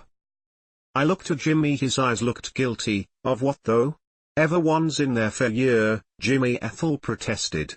I looked to Desiree. Her legs had blood spilling down. Then I looked to Jimmy, blood-covered webbed fingers. Too many things made sense right there. I thought he liked me. I looked at Jimmy, pouting with big Bambi eyes. Year 2. Ethel looked to me. Showtime, go. I'll take care of her, Jimmy. Go. Jimmy listened, handing the bleeding girl to his mother. I didn't say a word to him, didn't look at him again. I know we aren't together, but still I thought that at any moment we would be. Guess not. He likes them older, married, with a confused body, and easier. Jerk. Bonnie, Bonnie. I heard my sister calling me over the loud noises of the crowd. I ran to the tent knowing it was my turn to entertain the mass of people, and tonight wasn't the night to be late. I ran up to Sarah, who grabbed my hair, placing it back perfectly and pushing me to the curtain. Where were you? She asks angrily, pulling off my shawl. I catch my breath, and as soon as I do, it was my cue. I entered the center stage with a smile, battering my big eyelashes at the men. I did my performance without a thought of Jimmy. I knew better than to be thinking of things like that while dealing with my swords. I left the stage with clapping coming from my audience. After that I was supposed to mingle with the normal people of Jupiter, and that's what I did. Children played, men winked, women laughed. It was like any other night, only with more people. I smiled, laughed, told stories as I wonder things in my mind. Perhaps I thought more of Jimmy and minds further than Jimmy did. Or maybe we're not together, so it doesn't matter what he does. Not till we're together. But why would he be getting under her skirt when he could be trying to be mine, my boyfriend? I thought Jimmy was different from all the boys Sarah dated, from all the boys in my life that eyed me like a piece of art they could buy. Am I being too possessive? Would Jimmy even bat an eye if I was fooling around with some guy while I was sweet-talking him? Is that how it works? I would ask Sarah, but all her beaux end up cheating or hitting. I wish I just understood what was going on in his head. Everyone left, leaving behind a mess. I was cleaning up a bit, anything to get my mind off Jimmy. I long ago stopped shivering from the cold air my body used to it by now. I picked up a few things from the ground, throwing them away, loosening my hold of my shawl as I did so, and in that moment a gust of wind blew the fabric from my shoulders. I turned to find where it has gone, to see a tall man dressed well in an all-white suit grabbing it back from the wind. A smile crept upon my lips for this stranger. Here you go, pretty girl, he smiled. He was handsome as he handed me back my wrap. I took it with a smile and draped it around my shoulders. Thank you. I looked down then up and took note this man comes from money. Gosh, you are pretty, he said in awe. A light accent was in his voice. I saw you up on that stage and knew I had to meet you. I blushed from his compliments. I knew it was odd for this man to be here after everyone else has gone, but still he was charming. Well, now you've met me, I smile and ready my feet to leave. Wait. He rushed out of his mouth. I didn't mean to startle you, he laughed lightly, embarrassed a bit. I do suppose I sound a bit of a creep. I don't mean to, it is just you're breathtaking. I stopped as he asked, eyes wide to his quick confessions. I'm sorry, it was all I could think of to say. Oh, don't be, I'm Richard Ross, I should have started with that, I know. Again he laughs, embarrassed. He held his hand out. I took it. Bonnie Tall. Well Bonnie, it's nice to finally meet you. Finally? I questioned. How long have you been waiting? A month or so to be truthful. When I saw you I couldn't get you out of my mind. He spoke nerves. Oh, I blush. I don't know if this should scare me or not. He's nice and from money, so must have manners, but still I don't know him. I'll let you return to whatever it was I interrupted, but I do have a question before I leave. Of course. Would it be alright if I come to the show when I return to Jupiter? Yes, of course, I answer without thought. Perhaps I should have thought about that before answering, but then again I don't want to deny this man without anyone around. His smile grew and he placed a sweet kiss on my hand. Till then, Miss Tall. I blush again, head down from his attention. Bye, I wave as he left, skip in his step. Jimmy. It was the name that my thought flung to. Then all that attention I just received from the rich stranger didn't feel as good as before. I need to go see him. I left to see Ethel walking alone to her trailer. I ran up to her for news of Desiree. Is she okay? I asked Ethel the moment I reached her. She turned to look at me, she sighed before answering. Is she fine? What happened? I asked fast. It wasn't Jimmy's fault if that's what you're asking, she grumbled, anger as she walked up the steps to her trailer. What happened then? I asked, low head down. She had a miscarriage. Oh, I sighed. That was horrible, that wasn't right. That poor baby never gonna be born and she gonna have to live with that. All that jealous I had, anger, name-calling I had already left. She doesn't need that, doesn't deserve that. I'm sorry, I tell Ethel. She waved me away, opening her trailer door ready to shut it. I felt awful, but I had to know. It was Dell's, right? I asked, hopping to God. She says yes. She stopped and turned to me, face in disbelief. I don't understand what was so shocking about the question. It was, and after that she shut the door. I sighed in relief as I made my way to Jimmy's trailer. He'll be happy to know it wasn't his fault.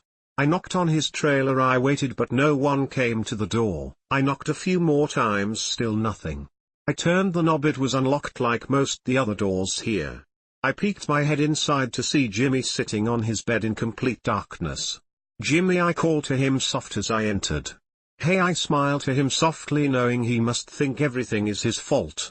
He grunted and shifted. Your mother and Desiree are back. I thought you should know it's not your fault. Nothing was, I tell him, walking closer. The bleeding and all wasn't caused by you. She had a miscarriage, you just happened to be there, I explain. He looked up to me, tears fighting to spill from his eyes. Why are you still here? He yells to me. I jump from his level of voice. I tense up as tears flow freely from his eyes.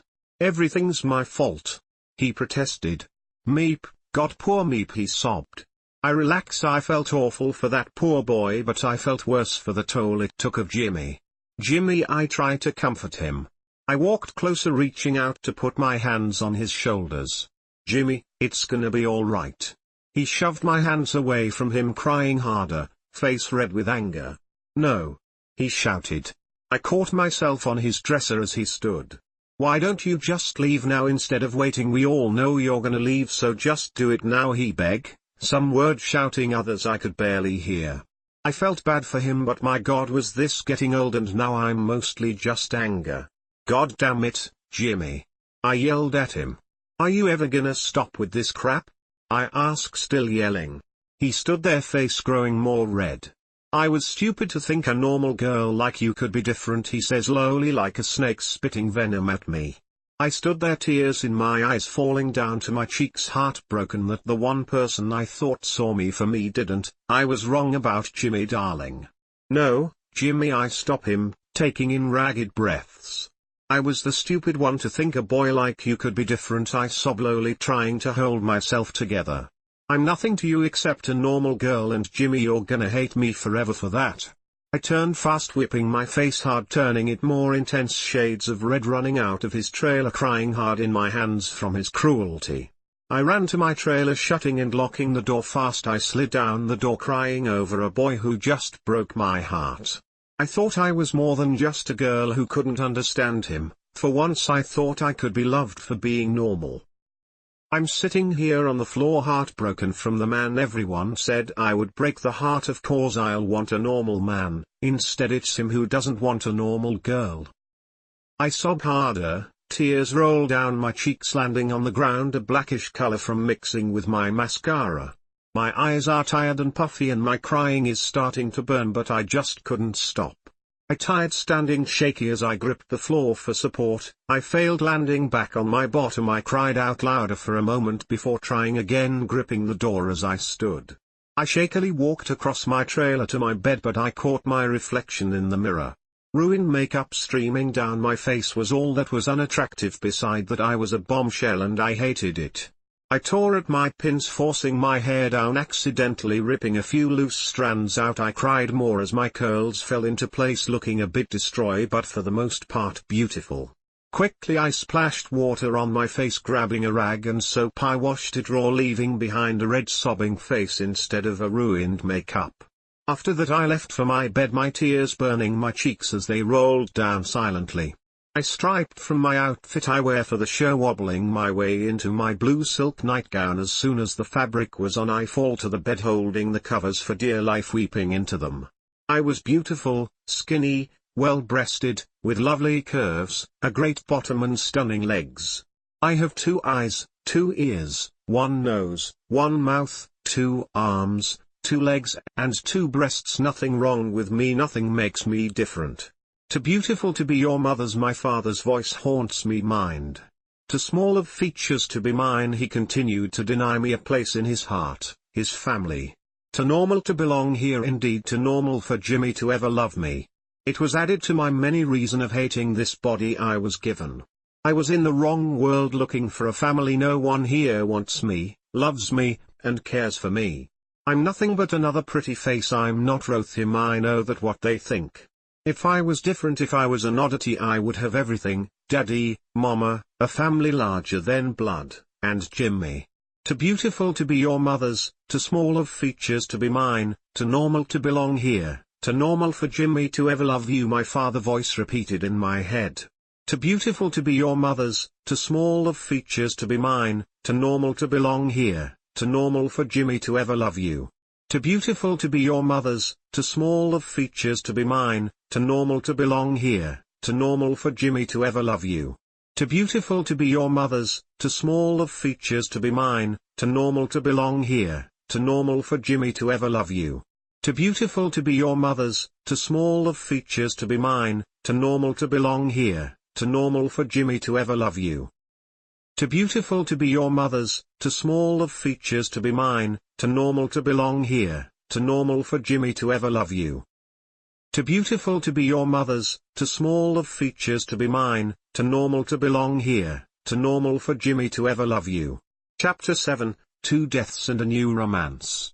Life hasn't been alright lately, so much has happened in such little time I feel like I've been sleepwalking. The twins disappear, they come back, Jimmy and Paul go on blaming Elsa, Paul gets stabbed on that crazy wheel by Elsa. I think he's gonna be alright, thank God. This woman shows up, she was like me, normal, pretty. Her and Paul are so in love. Then I see her again and she different, a freak. I don't know what happened. I overheard Penny's father did it. He a sick son of a bitch if I'm right. Sarah won't tell me if it was him on some unwritten code that the crannies have. Don't tell the normal girl. All the women on the show were gonna kill Del one night, and the next morning Jimmy comes home with him singing about Del being his father. I was taken off guard by that one, but now I see why Jimmy's an ass. The apple doesn't fall far from the tree. And that poor girl Ma Petite died. That wasn't right. It was the last thing this place needed, the last thing these people needed, I thought, but the latest news is the worst, and I was the one who knew before anyone else. 1 week ago. Everyone mobbed around, nobody needed this, that poor innocent girl, Ma Petite, dead, gone. It's so sad, so wrong.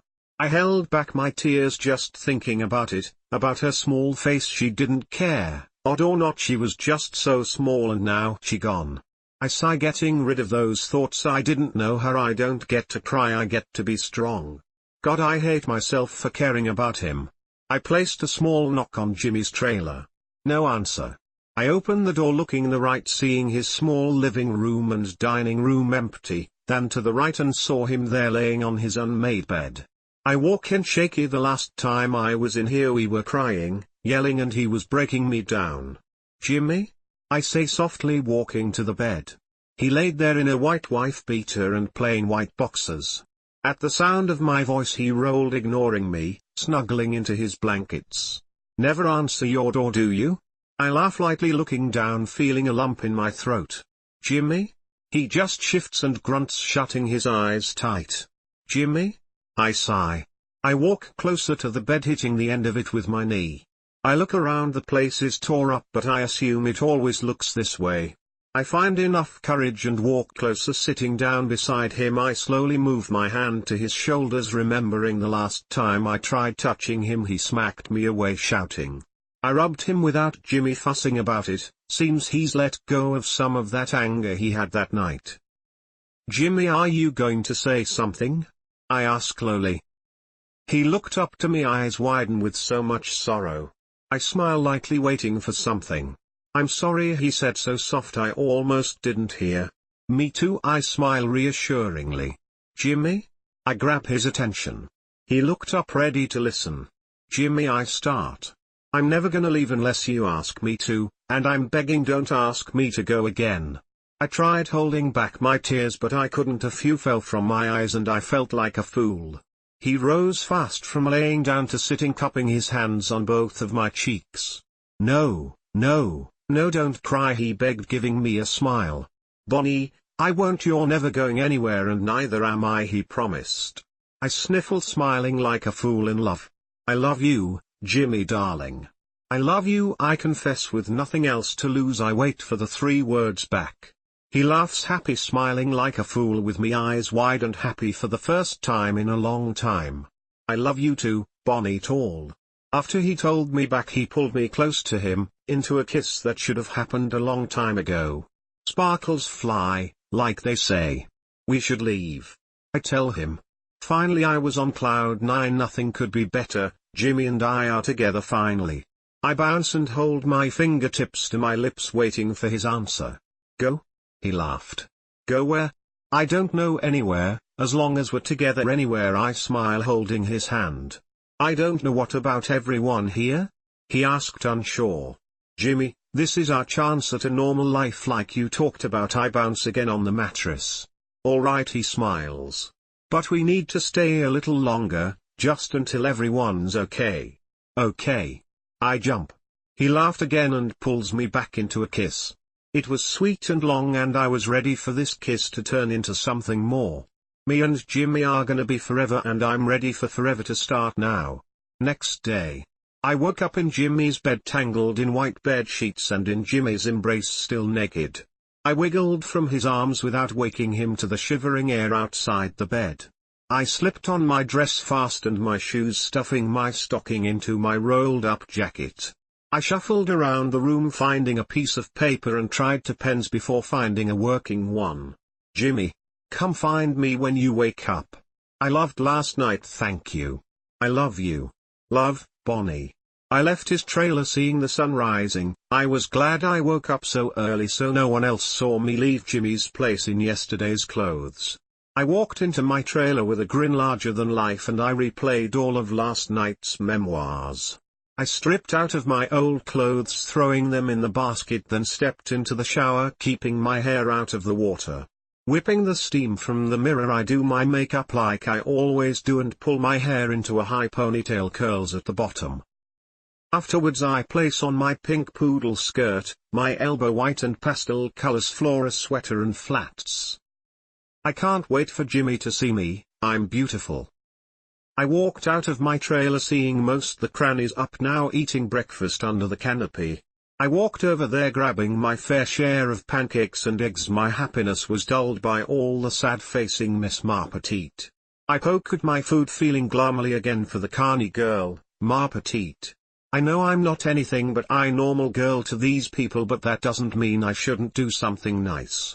I should pick flowers for her. She did tell me she liked picking flowers. I left to the meadow where I know I'll find the prettiest flowers around here. I sob into my hand while crannies stood over me. I couldn't believe what I just saw, the blood, and the H-head. Bonnie? Jimmy walks into the tent. Relief flooded over me, then my heart dropped knowing I have to tell him.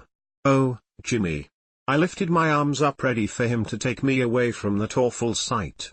What happened? He asks, running up to me, grabbing me. That is what we are trying to determine, Elsa tells him, her accent blended in my ears.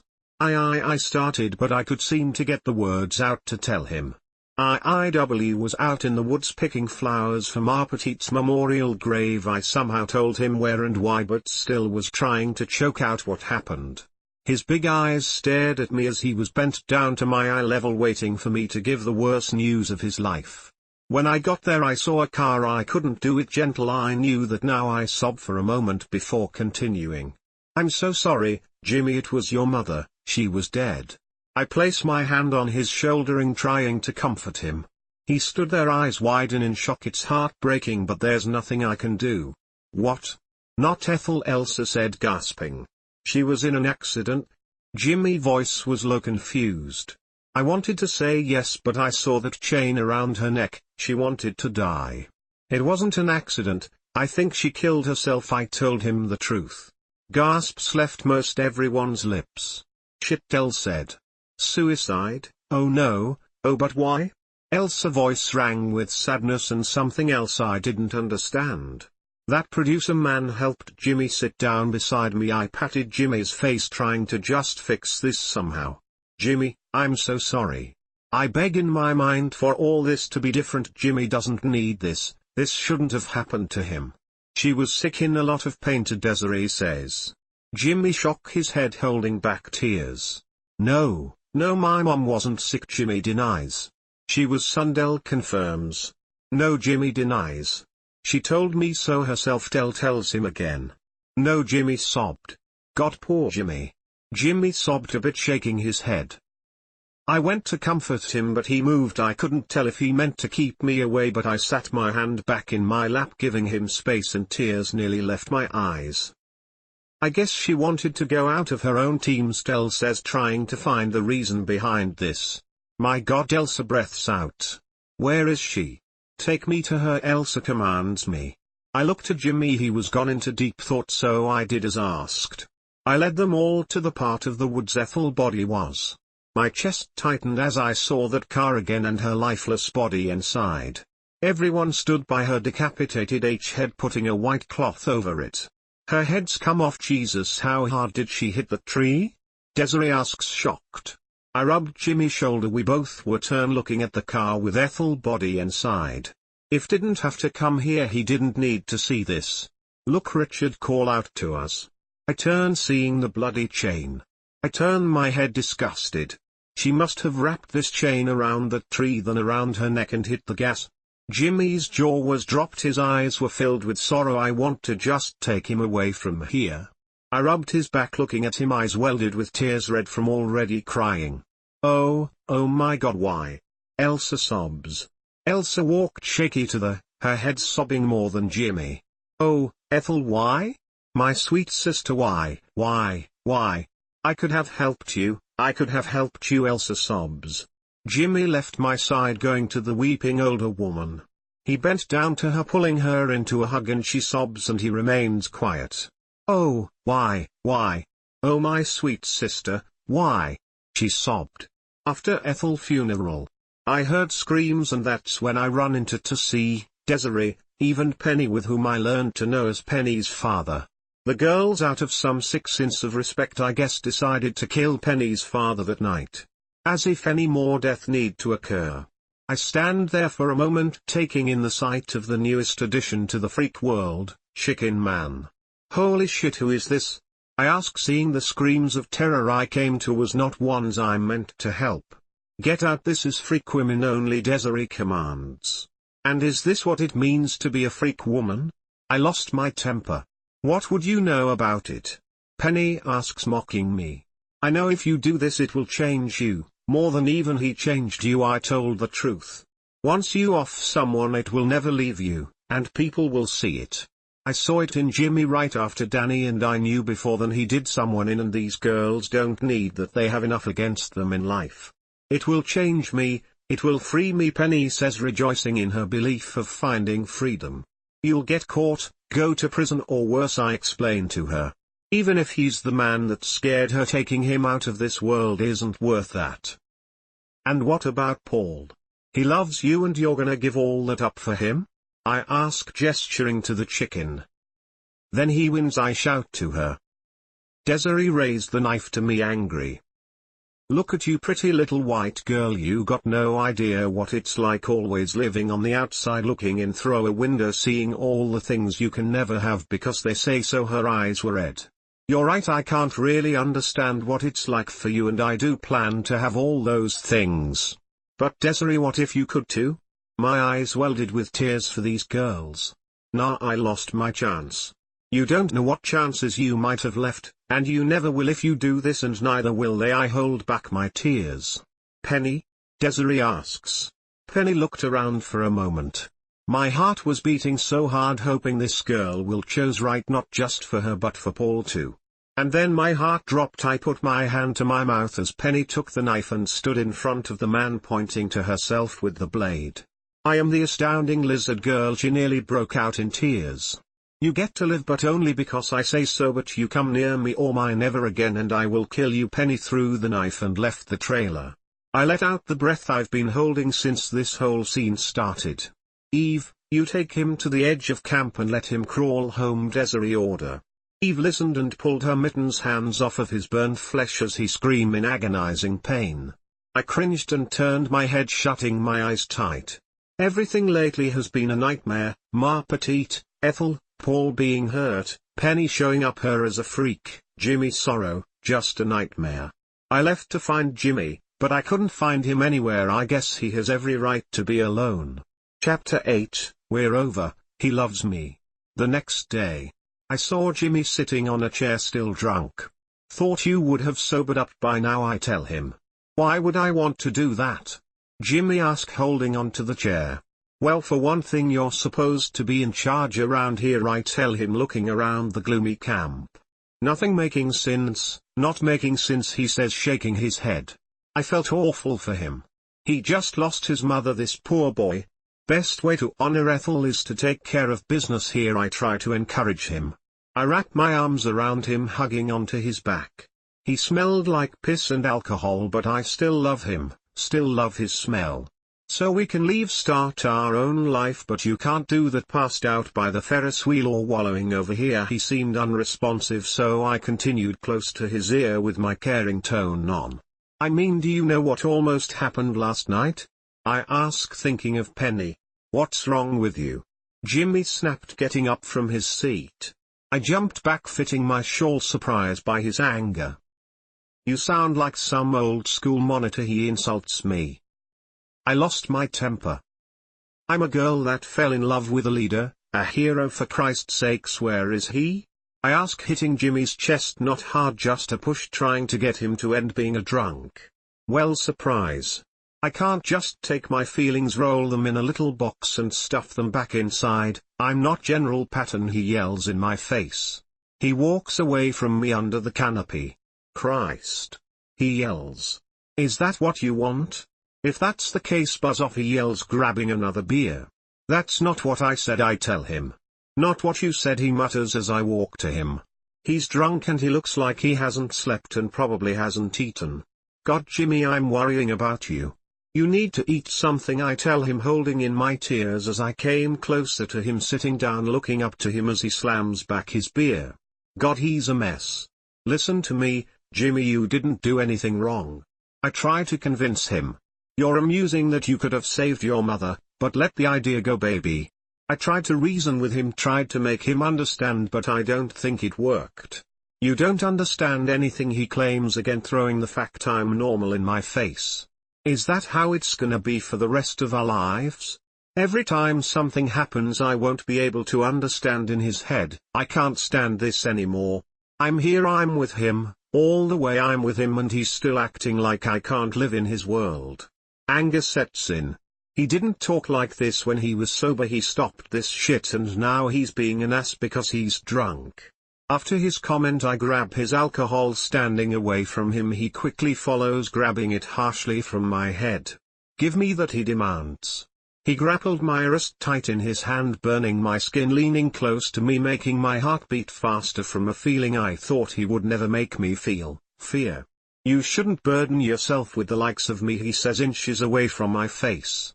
"Go have your beautiful life with someone else." I struggle, ripping my arm from his the moment he loosened. He said it, "We're over." If I don't pertain, he didn't mean it. Pertain, it doesn't count because he's drunk.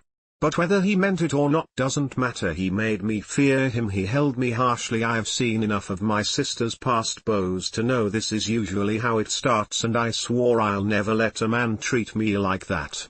However, this weak side of me says he just lost his mother. He won't even remember this once he sobers up. He made it easy for me. I don't have the choice to forgive or not. He said it himself. We're over. 3 undisciplined tears fell from my eyes as he stood back to me, leaning over, grabbing something. "Alrighty then," I sniffle, holding back all the tears that threaten to flow. "Thanks for the clarity." I turn away from him, fast walking away. I walk off, trying not to pull any attention my way as I go to my trailer. I sniffle, holding back sobs as water streams down my eyes. I wipe my face, seeing my hands wet with grey water mixed with some red, my lips and eye makeup. I must look like a clown, which is only fitting because I feel like a fool. We ended faster than we started. I entered my trailer, finding my bed fast, tripping over a few pieces of clothing as I did. I quickly grabbed my pillow, allowing it to muffle my sobs. I agreed, in my weakened state, with or without Jimmy, I'm leaving this freak show. He may never love me the way I want, but I do own so much to him. He finally showed me there is nothing for me here, no life worth living. I'm gonna leave. I'm gonna find a rich beau like everyone says to do. I'm gonna have too many kids and a dog and a house with a white picket fences, and someday I'll come back to this freak show if it's still around and show them I'm worth something. I'm beautiful. They're nothing. I weep into my pillow.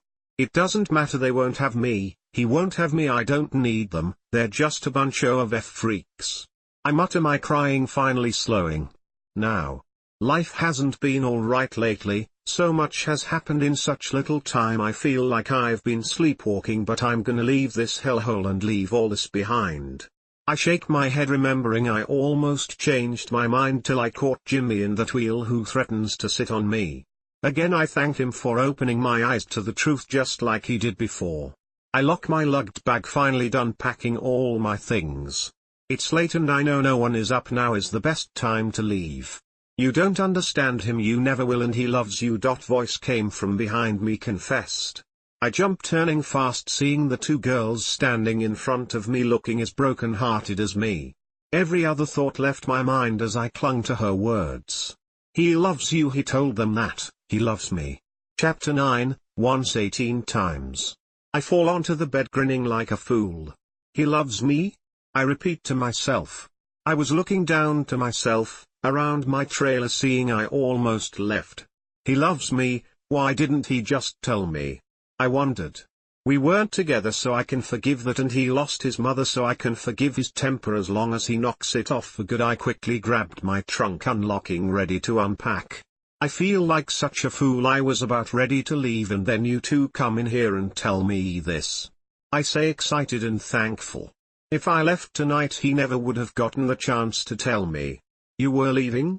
Betty asks, her soft voice sounded confessed. I laugh. I heard them take a step closer. God, I love him so much, I really do. I tell them. I suppose I was forgetting they thought they loved him to do, but I was too happy and I couldn't shut up, I just had to rant. I thought he hated me and I stopped as I heard a sniffle from behind me. I turned, seeing Dot's face running with tears. I felt so stupid, this must be breaking her heart, she did have a crush on him. Dot, I walked closer to her. You were gonna leave? Dot asks, whipping her face. I just nod. But now you're staying? I just nod again. She let out a shaky breath, knowing she accidentally got me to stay when all she wanted was for me to leave. Dot. The last thing I wanted to do was hurt her. I'm sure she has had enough people do that to her whole life.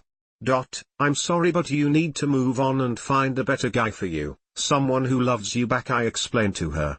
Even so, it's different now, Betty says, looking to her sister. A sorrow-filled look with rage was written all over Dot's face as she looked to her sister, angry by what she said. Betty frowned, looking down, her voice weaker than last time as she spoke again. Now that's just awful, the blonde sister said. Betty was frowning, Dot was crying. I had made her. I still can't help but be happy, and that makes me feel worse. I throw my head up, sighing and rubbing the bridge of my nose. All I wanna do is run to Jimmy, and she makes it difficult, but I know what it's like to be hurt by him, and it would be wrong to leave her so down. Dot. Betty sighed. No, she muttered. Dot's sniffles were breaking my heart, but there's nothing she can do but get it all out. Dot. Betty yelled. Quickly I ripped my head down to see what was the yelling for, but since I whipped it down nothing was focused at first. I didn't know what I was really seeing for that split second, and that's the only chance I had to know what was going on. The blur figure of the two girls passed fast, then I saw my red rug and hands in front of me. Still everything was blurry and a ringing buzzed in my ears. My pulse quickened as I felt a throbbing on my head. Dot and Betty feet were in front of me. I soon came to think Dot hit me. Punching me, sure could have knocked my on my ass, but there's no way. She hit me with something and it hurt like hell. Muffled voices of the sisters talking rang in my ears as their feet passed me.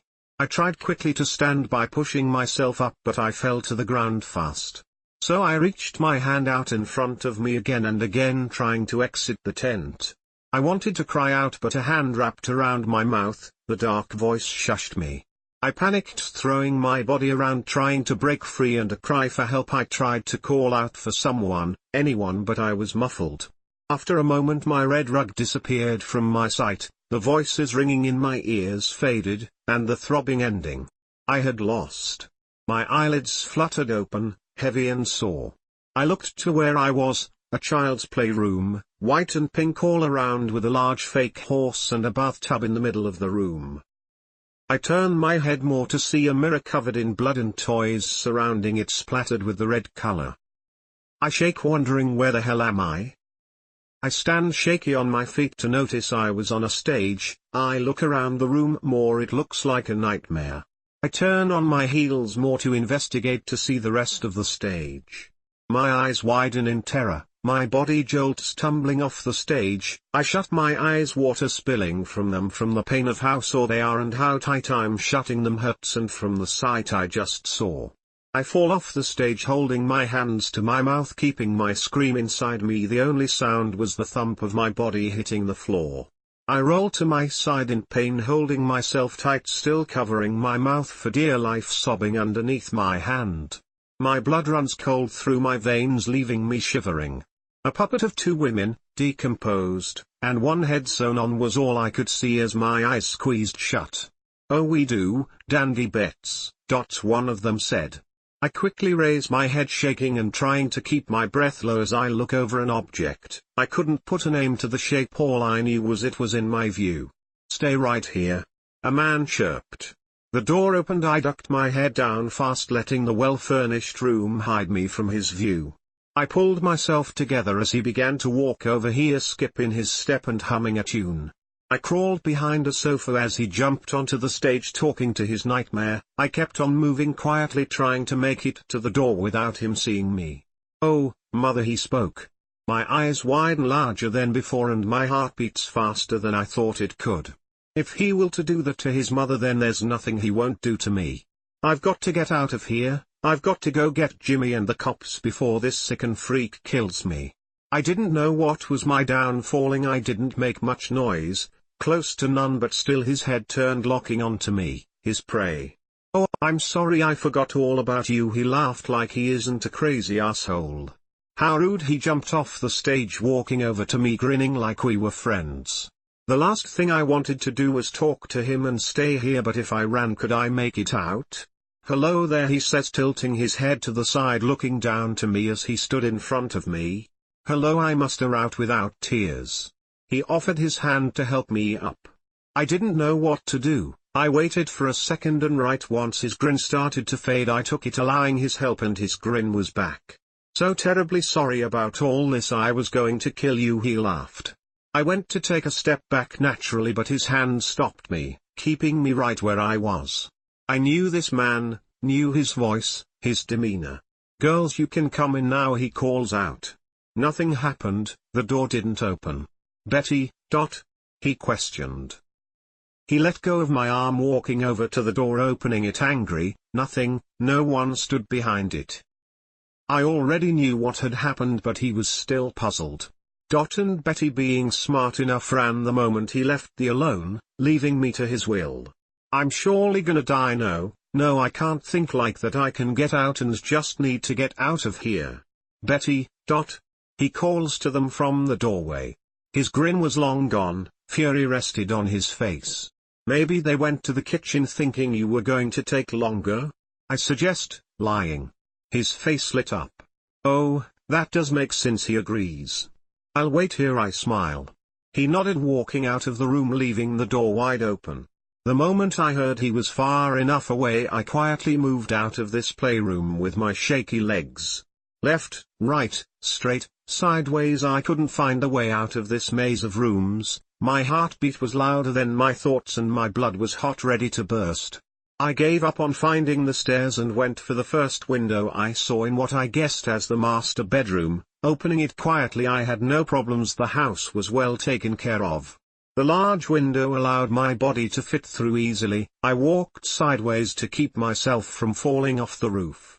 The sun was bright and shining in my eyes as I walked, trying to find something I could shimmy down, and soon I found a drain pipe leading all the way down to ground level. I gripped it tight, not daring to look down once. I wrapped my legs around it, praying to God to keep me safe. 1 story down and 2 to go, I noted. My clammy hands lose the pipe for only a second, making me slide down for a moment till I caught myself, grabbing it tight. The metal cut my hands as they were burning from the sliding. My whole body hurt from slamming into the brick wall. 1 more story to go. Once I made it close enough to the ground, I let go, landing on my bottom, not caring about the big bruise I'll have later. I jumped up fast, ready to make a break for it, when my prayers were answered. A man rolled up in his car, obviously, a cop or some sort of law enforcement. Sir, I call out quietly. I ran to him. He looked to me. Sir, please help me. I beg. What's wrong? That man. I point to the house. Who lives there? He crazy. He knocked me over the head, and there's a body in his room. I rush out, words blending. All right, clam down. No. You don't understand. We have to call the cops. He wants to kill me. The man nodded, gesturing for me to come closer.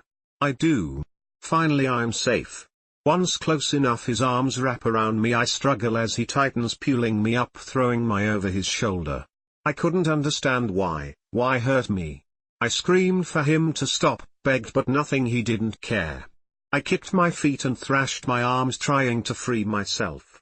I was tossed to the ground when I got a lucky shot in his man parts. I didn't hesitate. I saw a chance and took it. My arm reached out, grabbing the large rock in my hand, grasping it just in time as I was dragged on the gravel, cutting my legs open as the man pushed me below him, grabbing my face in his hands. I hit him as hard as I could. Once, he fell to the ground beside me. Twice, his nose started to bleed. 3 times, his hands wrapped around my neck. 4, he went limp for a moment. 5, 6, 7, 8, 9. 18 times, his face was red and misshaped. I looked away from his beaten face, grabbing his car keys from his pocket. I ran to the car, opening the door fast and starting it. I'm not a very skilled diver, but I can make do. Just as I put it in reverse, the crazy dark-haired man ran out of the house, rushing over to his dead friend. At least I think he's dead. I couldn't think, couldn't feel anything. I pulled out of the fine driveway fast onto a road, following the signs inside of Jupiter. The moment I saw the normal people of Jupiter, I knew I was safe, finally safe. I pulled over fast as I felt a weld in my heart and tightness in my throat. I stopped, throwing myself forwarded a bit next to an ice cream shop. Tears run down my face now that I stopped being brave, stopped having to fight. I pulled myself together long enough to get back on the road, ditching the car long before the show off a dirt road that doesn't even connect it to the show roads. Then I walked, hiding from cars as they passed by. Night came. I walked, seeing far away the lights of the show, and I walked. My legs shook as the dry blood from being dragged on those rocks covered my stocking. My dress is tattered and ripped. My hair has fallen out of my ponytail long ago, and I can only guess what my makeup looks like. I look like I just made it out of hell, and I did. I shiver as the wind brushes over me and over all the new skin that is exposed. New tears run down my face as the wind stings my open wounds. I'm leaving Jupiter, I'm leaving. Both Jimmy and Sarah are coming with me, or they're not. I'm leaving tonight. Chapter 10, Big Sister. I already thought about what I would do if I see Betty and Dot. Kill them came into my view a few times, however, I voted against it, knowing it would take too much time. I'm all packed, so I just need to help Jimmy and Sarah if they do want to come. That won't take long. The dim lights of ended show came into view. Seeing this again reminds me of the first time I was here, being scolded by Jimmy for looking normal. Seems so long ago. No. A familiar voice yells, "Jimmy's. I don't care about missing the show, we need to find her." Jimmy, all her things were gone, she left. Paul tried to convince him. So either the twins are smart enough to cover up their mistake, or that crazy man-child was. Either way, it doesn't matter. I walked faster, unable to wait and take my time to walk carefully, needing him, his comfort now. A large rock missed my view and my unstable legs, causing me to tumble down onto the dirt floor. I yelp in pain as my entire body was sore and roughed up enough already. I sit there crying like a child, unable to take any more of life's curveballs. "Bonnie?" Jimmy calls out. "Bonnie, oh shit." He rushes to me. Dirt flies as he skids on his knees in front of me. His hands find my face fast, pulling my gaze up to look at him. His beautiful round eyes stare at me, begging me. I still sat there crying, just hoping all this pain would go away. Then New York or Paris or hell, anywhere entered my mind. "Jimmy." I grab onto to him quickly. "Oh shit, Bonnie, who did this to you?" he asks. "It doesn't matter, Jimmy." I beg him to listen. "Please, we need to leave, now. It's okay, you're safe." He assures me. "Jimmy, we need to leave now, get on a train and go." I explain. "Safe or not, I wanna leave," and I stammer. "God damn it, Jimmy, I love you and I'm leaving tonight, either you're coming or not. I have had it." I finally put my foot down. He stayed quiet for a moment. He said we would leave someday, but he always had an issue trying to leave. Maybe 'cause this is all he knew or all he thought he amounted to. Whatever it may be, either he gets over and comes or he doesn't. "I'll love you too," he replies. "We'll leave tonight," he confirms. "Thank you." I hug him and sigh in relief. His arms scoop me up, carrying me back to the camp. Jimmy's soft voice kept whispering sweet nothings in my ears, saying he was sorry and he loved me. It calmed me, but not fully. I wouldn't be alright till we left this frick show. We entered my trailer. Jimmy set me down on my bed. I looked down to see my wounds, red, sore, and puffy, but closed enough to not be bleeding. "Jimmy, I'll be alright, just go and pack." I asked him more as a command, but he couldn't tell. He looked to me, pledging not to leave my side. "I am fine though. Please, Jimmy, I can't stand another second here, just go." "I'll be alright," I assure him.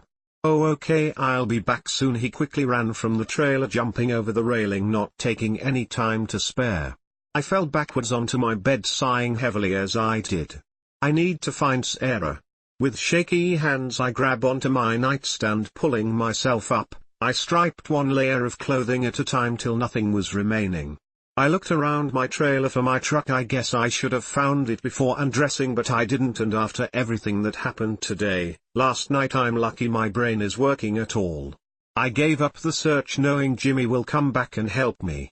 I slid into my bed again under my covers, holding in my tears as the fabric brushes all my wounds. As I found a somewhat comfy spot, I laid there completely still, wrapped in my blankets. "You're gonna be okay, I'm not gonna let anyone hurt you ever again," Jimmy promises. His faint voice spun around in my head as my vision was nothing but black. I believe him. My heavy eyelids burned from hot rays of yellow light. I fluttered them open, still thinking I'd see the night sky out my window. However, I saw my blinds shut and just a few beams of sunlight filled my room. I jumped up, sitting on my bed gasping in panic. I'd fallen asleep, and we're still here. I panicked. Looking down to myself, I was dressed in a white nightgown I recognized to be Sarah's. And all my wounds were cleaned and banged. I got out of bed as fast as I could. Now I need to find Jimmy, and I need to find Sarah. I opened my trailer door fast, jumping back as I do. Sarah stood in front of it, ready to open the door herself. "Shit, Sarah!" I yelped, scared. "Bonnie!" She rushed inside, hugging me tight. For a moment my heart was still racing and my mind was still jumbled, but once I let go I understood how much I needed this hug, needed my sister. "Are you okay?" she asks, pulling away from me. Yeah, just a little sore," I assure her. "Oh shit, I'm sorry," she says, "for hurting me from hugging me." "It's okay, I really needed that," I laugh. "Where's Jimmy?" I ask, getting my mind back on track. "He was here all night, but this morning he left to go around camp seeing if anyone knew what happened to you. We need to find him," I stress. "Sarah, we need to leave, go somewhere else, anywhere." "Slow down, you need to rest, Bonnie, you took one hell of a beating." She walks inside more. Sarah shut the door, then placed her hands on my shoulder, leading me back to the bed, sitting me down on the edge. "I'm fine, really," I try to convince her. "Sarah, really, I'm leaving, and so are you. I leave no room for no's. This place, town, isn't safe, we can't stay here." "Bonnie," she sighs. "No." I stand, using my stern voice. "Sarah, I've jumped from town to town, freakshow to freakshow on your whims, and now I'm telling you it isn't safe here, so you're gonna leave this town, freakshow, behind for me, for your life," I order her. "You're not mom, and definitely not the older sister here," Sarah reminds me. "Don't do that," I tell her. "Don't you dare pull the older sister card. How many boyfriends have I chased off for you? How many times have I dealt with whatever may be going on because you can't handle it? If it was the other way around, then maybe I'd let you do the older sister thing, but it's not so. I'm telling you, go pack your stuff, we're leaving, end of story, Sarah." I yell. Tears fill her eyes, 2 or 3 fall down her cheeks, and I never wanted to make my sister cry, but I'm not staying here, and neither is she. "Jay, just go get packed, please," I ask her. "Fine, I'll do this for you, Bonnie." She walks out, holding back tears. I sigh, knowing I did the right thing, and like so many times before, the right thing of course feels heartbreaking. "Sarah, what's wrong?" Jimmy asks, concerned, as she walks past him out the door. She didn't reply. "My bad," I tell him. "She doesn't want to leave," I explain. "Oh, Bonnie, are you okay?" Jimmy asks. "Yeah, I just really wanna leave," I stress. "Jimmy, we need to leave today. If you're coming, we just need to leave as soon as possible." "Yeah, Bonnie, I'm coming," he reassures me. I still think I cut him off. "Jimmy, I either beat or killed someone the other day, someone normal, so we really need to leave." I broke, tears streamed down my face as I confessed. "Shit," Jimmy muttered. "Can we please leave now? I really wanna go," I continue to cry. Jimmy's eyes softened, he came closer, rubbing my hair back. "SHSH, Bonnie, we'll leave right now," he promised. "I'm not gonna let anyone hurt you again, I promise." I just nod, holding back more tears as I sniffled into his now wet shirt. "I'm sorry, I was a damn fool before. I love you, I'm gonna do whatever it takes to keep you safe." I love you too, I whisper into his chest. Chapter 11, Train Ride Home. We stood at the train stop waiting for the 4 o'clock train leaving to California. I stood there face looking down trying to hide my bruises from all the normal eyes that pass by. This place, Jupiter FL, has absolutely ruined my life. I have never met people more screwed up in my life, and I have bounced from freak show to freak show. Home is where I need to be. Back with my mother, me and my sister, and the newest addition to the family, Jimmy. I love him, and when he says he'll keep me safe I believe him. I looked up to the large clock that stood in the station. It read, 4 p.m. The train should be here? I looked to Sarah and then Jimmy with a questioning gaze. Though neither had the answer, I still looked to them. I'm gonna go ask about the delay, Sarah said. I nod with a worried face fixed on her.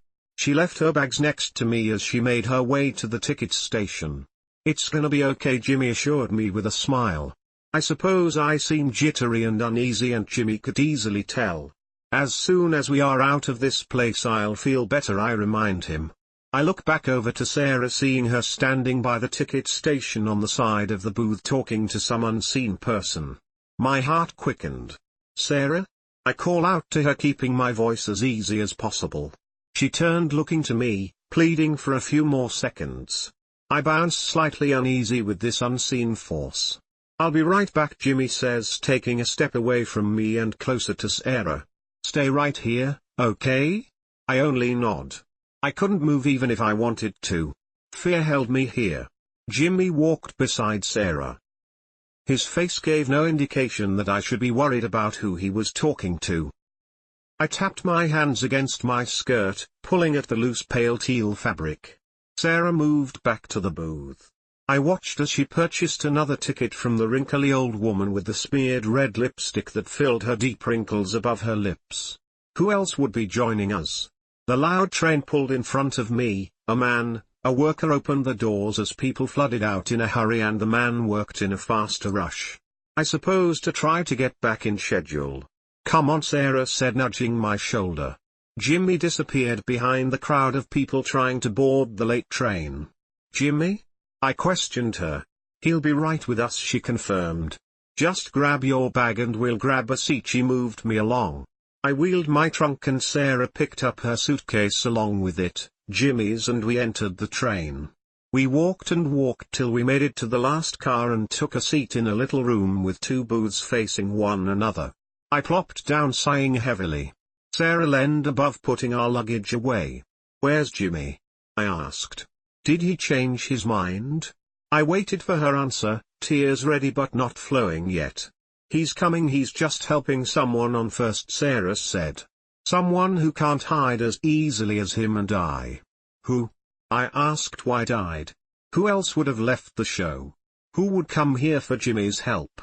I look up as the booth doors opened and in walked Jimmy with a worried smile of his face, followed by the last 2 people I wanted to spend a long train ride with, Betty and Dot. I huffed quietly. Jimmy put the rest of the bags above us in the storage cabinets above. Then took his seat next to me, facing them. Jimmy, I nuzzled into him, leaning my head on his shoulder. It's gonna be okay, he promised, kissing my forehead. As I rested my head on him and locked my hands with his, I looked to Betty, the woman who had turned homicidal on me a few days ago, leading to this mess. I wouldn't fight with Jimmy, I couldn't. It's in his nature to help people, especially if they're like him.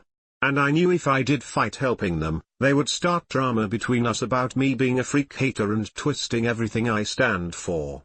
So I bite my lip and hold my tongue. The train moved. Much to my joy, we finally left Jupiter FL train station and headed to the opposite side of the US. Somewhere in the dead of the night, or maybe the beginning of the morning, we transfer trains, trying our hardest to not let anyone see Betty and Dot as we do. With everything being dimly lit, we managed to keep them hidden.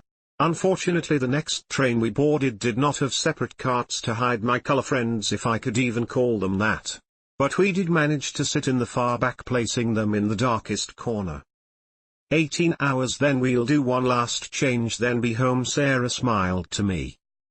I softly battered my eyes, trying to stay awake, but my lashes closed and I fall asleep holding Jimmy's gloved hand. I sighed looking at Betty and Dot. We all three sat alone in the booth together as Sarah left to the ladies' room and I requested Jimmy escort her so no trouble happened. If Sarah was good at anything it was definitely falling into trouble.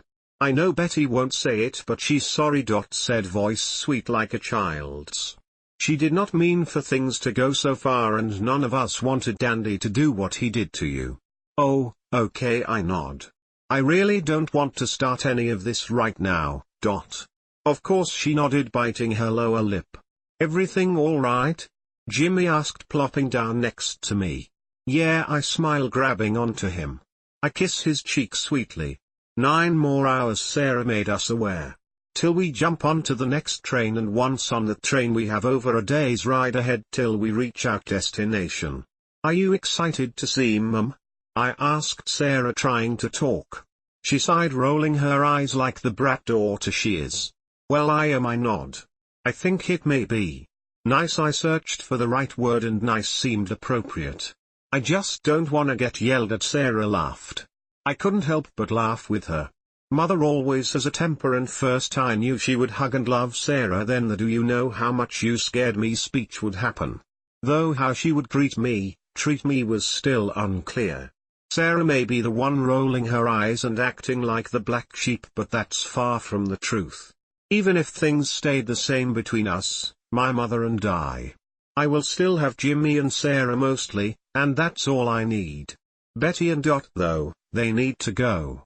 I am not going to allow them to stay in my family, in my life, after their homicidal jealousy. Betty wanted Jimmy to an unhealthy level. She was cooped up in that house with her mother and just her sister for too long. I understand being a stupid girl and doing this for the love of your life. A girl always believes when she has a crush, but by this point she was just scaring me. We switched trains during 2 in the morning. I bite back my jealousy as Jimmy held on to Betty and Dot, covering their deformity with his ever-towering body, and I walked alone behind them, chewing on my lip as we entered an empty train cart room that, like the first train, had separating rooms and 2 long booths facing each other. I sat closet to the window on the right side as Jimmy put the bags above us again. A slip of a pocket and a notebook fell from one of the bags. I turned my head to see the fallen paper book.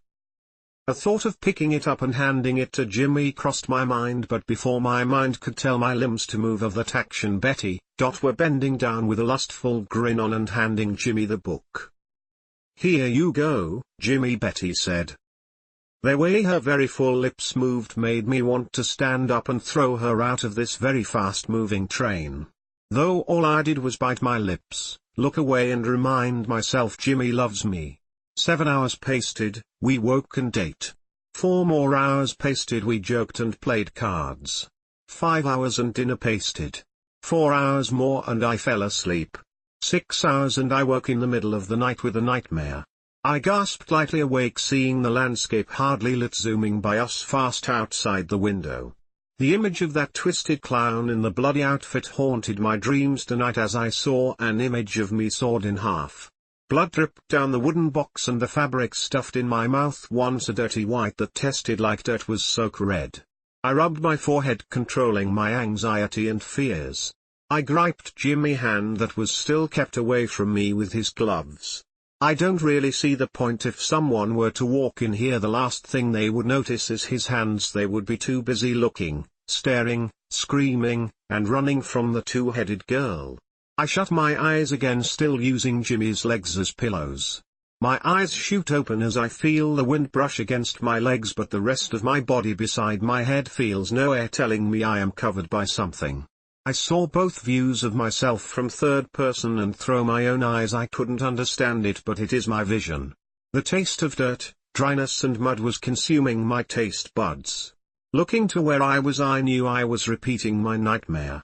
Such an odd thing to know, yet it didn't comfort me to know this wasn't real. Yet I know and I don't. Odd. The sound of the handsaw moving back and forth, cutting the wood closer and closer to my body, set me into a crying frenzy. I couldn't remove the gag from my mouth. I could only cry out, scream for help, muffled. I looked all around to find Jimmy. He saved me before when this had been real, and wanted him to do it again. The saw got closer to me and my insides as both clowns stood on each side of the box pushing it towards and away from each other with the two-person saw.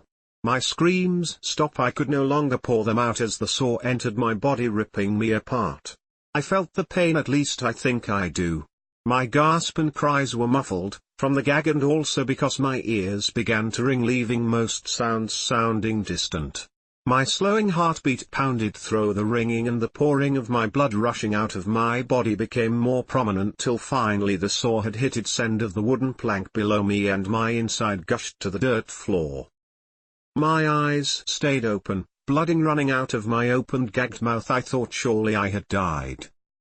But the cleaner clown took the gag from my mouth and I began to cough up blood, breathing hastily. "Ta-da!" the cleaner clown said. He thrown his hands up and took a bow as he reveled I had been cut in half. Flashes as he bowed ran through my head, one's of him doing this action as a masked covered clown and the other as well-groomed rich boy. "Ladies and gentlemen, a round of applause for my lovely assistant," he announced. Leaning down to me, the clown costume was gone, leaving behind the rich boy, Dandy. "Tiny Tits," he whispered in my ear, the stage name he gave me. I thrashed away from him, still being held by the box. As my body struggled I could still see my organs spilling out of me. I turned as I heard claptrap. The dirtier clown stood there clapping, jumping up and down. Then I looked at the crowd of people containing Dot and Betty, smiling big, the man I had smashed the skull of 18 times eating popcorn laughing, and the two look-alike, Dandy's mother and the other lady attached to one another. "Oh, Dandy mommy, so proud." Her voice was soft and regal. My gag was removed and the box opens, allowing my thrashing body to tumble to the ground without my feet. A thank you," Dandy kept bowing. I crawled away, trying to reach the woods beside me. They let me leave as their laughter haunted me. I sobbed quietly as I felt the sensation of dirt and rocks dragging against the long slivers of the parts that hang out of me. Continuing, I drag my hands, nails in the dirt, entering the tree line. The moment I do, the scenery changes into that lake. Jimmy and I were interrupted by that cop before the clowns ever got a hold of me. Though I stayed on the dirt floor cut in half. "Bonnie, that you?" Jimmy asked as his back was to me. Jimmy," I sob out in shaky breaths. He turned, looking to me. I thought I would see horror overtake him, concern for my life, but nope, I saw nothing. He didn't care about me. He took one look at me and shrugged me off. "Jimmy? Bonnie, wake up." I jumped up terrified. Dot and Betty stood over me. That sight caused me to jump again. "You okay?" Dot asked kindly. I wipe the sweat from my brow. "Yeah," I answer, shaky. Sitting up, I see only us three were in here. "Where are Sarah and Jimmy?" I ask.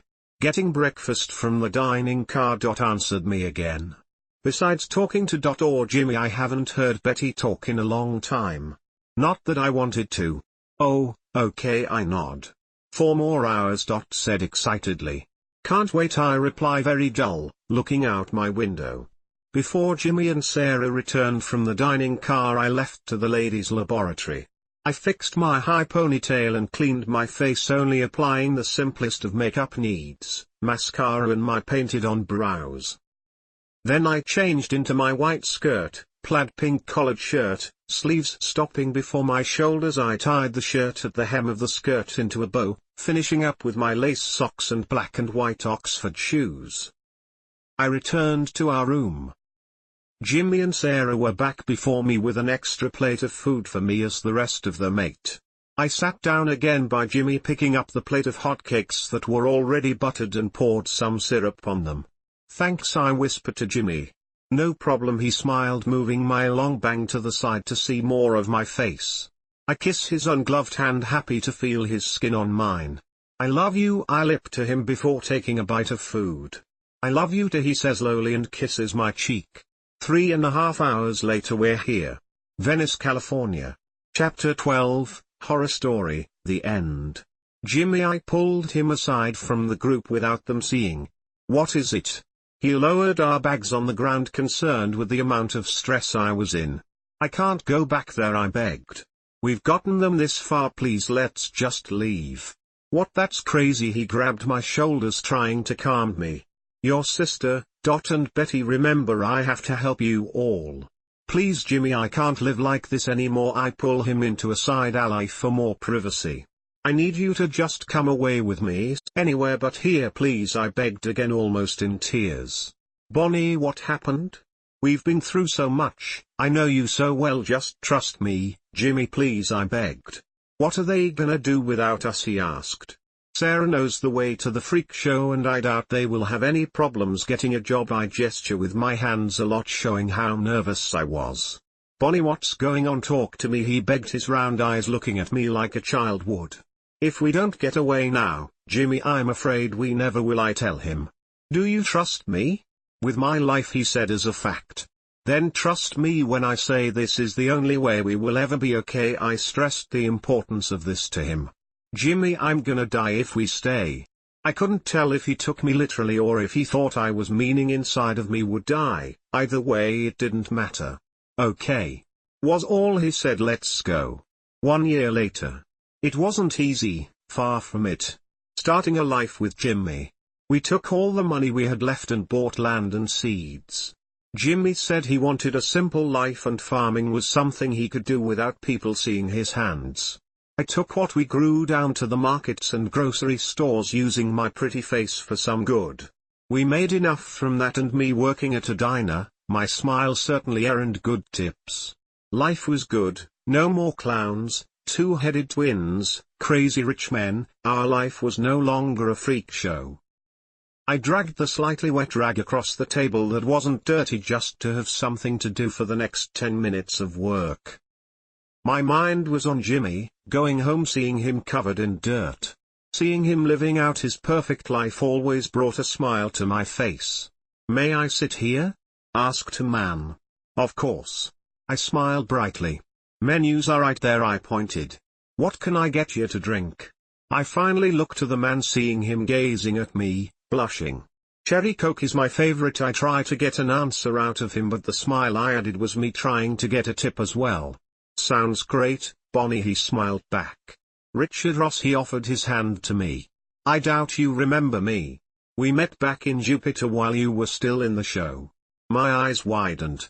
That night flew back to me, the rich man dressed in white. Yeah, I remember you, I smiled, taking his hand. Small world, huh? I laugh. That it is, he agreed. You live here now? I do. I sat down in the chair facing him.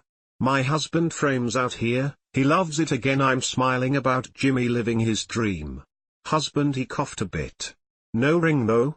He pointed to my left hand. Oh, no, I laughed. It was kind of the heat of the moment thing, we still need to go buy one.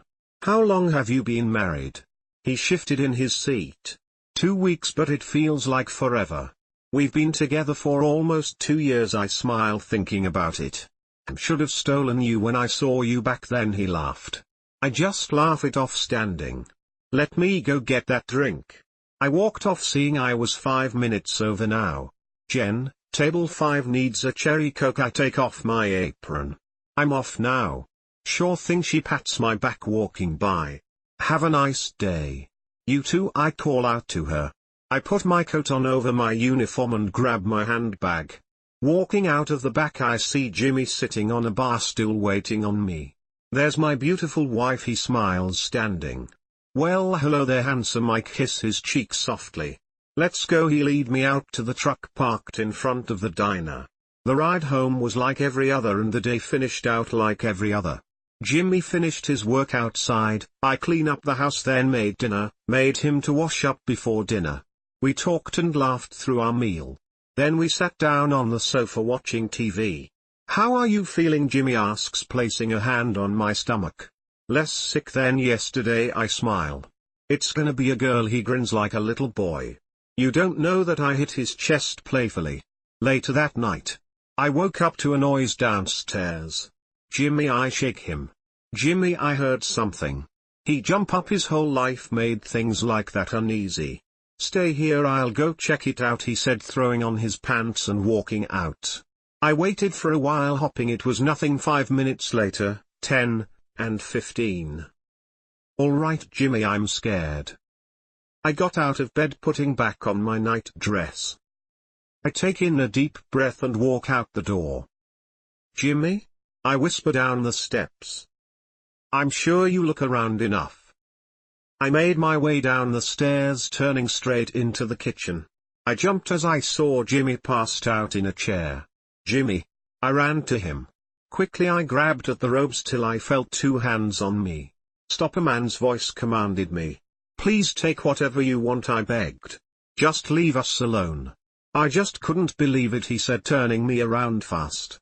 "When she told me what you did," his voice was full of sadness. I knew that face.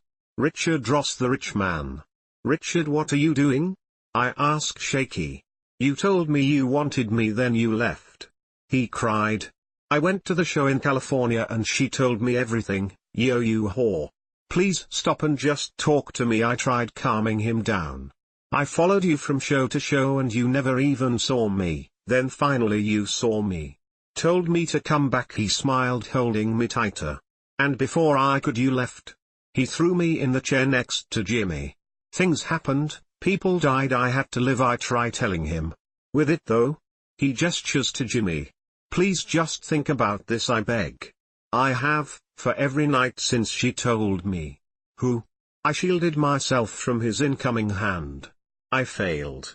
My face was forced down, looking at the ground. I felt blood in my mouth. "Two heads, one body, ring any bells?" he said through gritted teeth. "Yes it does." I spit out my blood.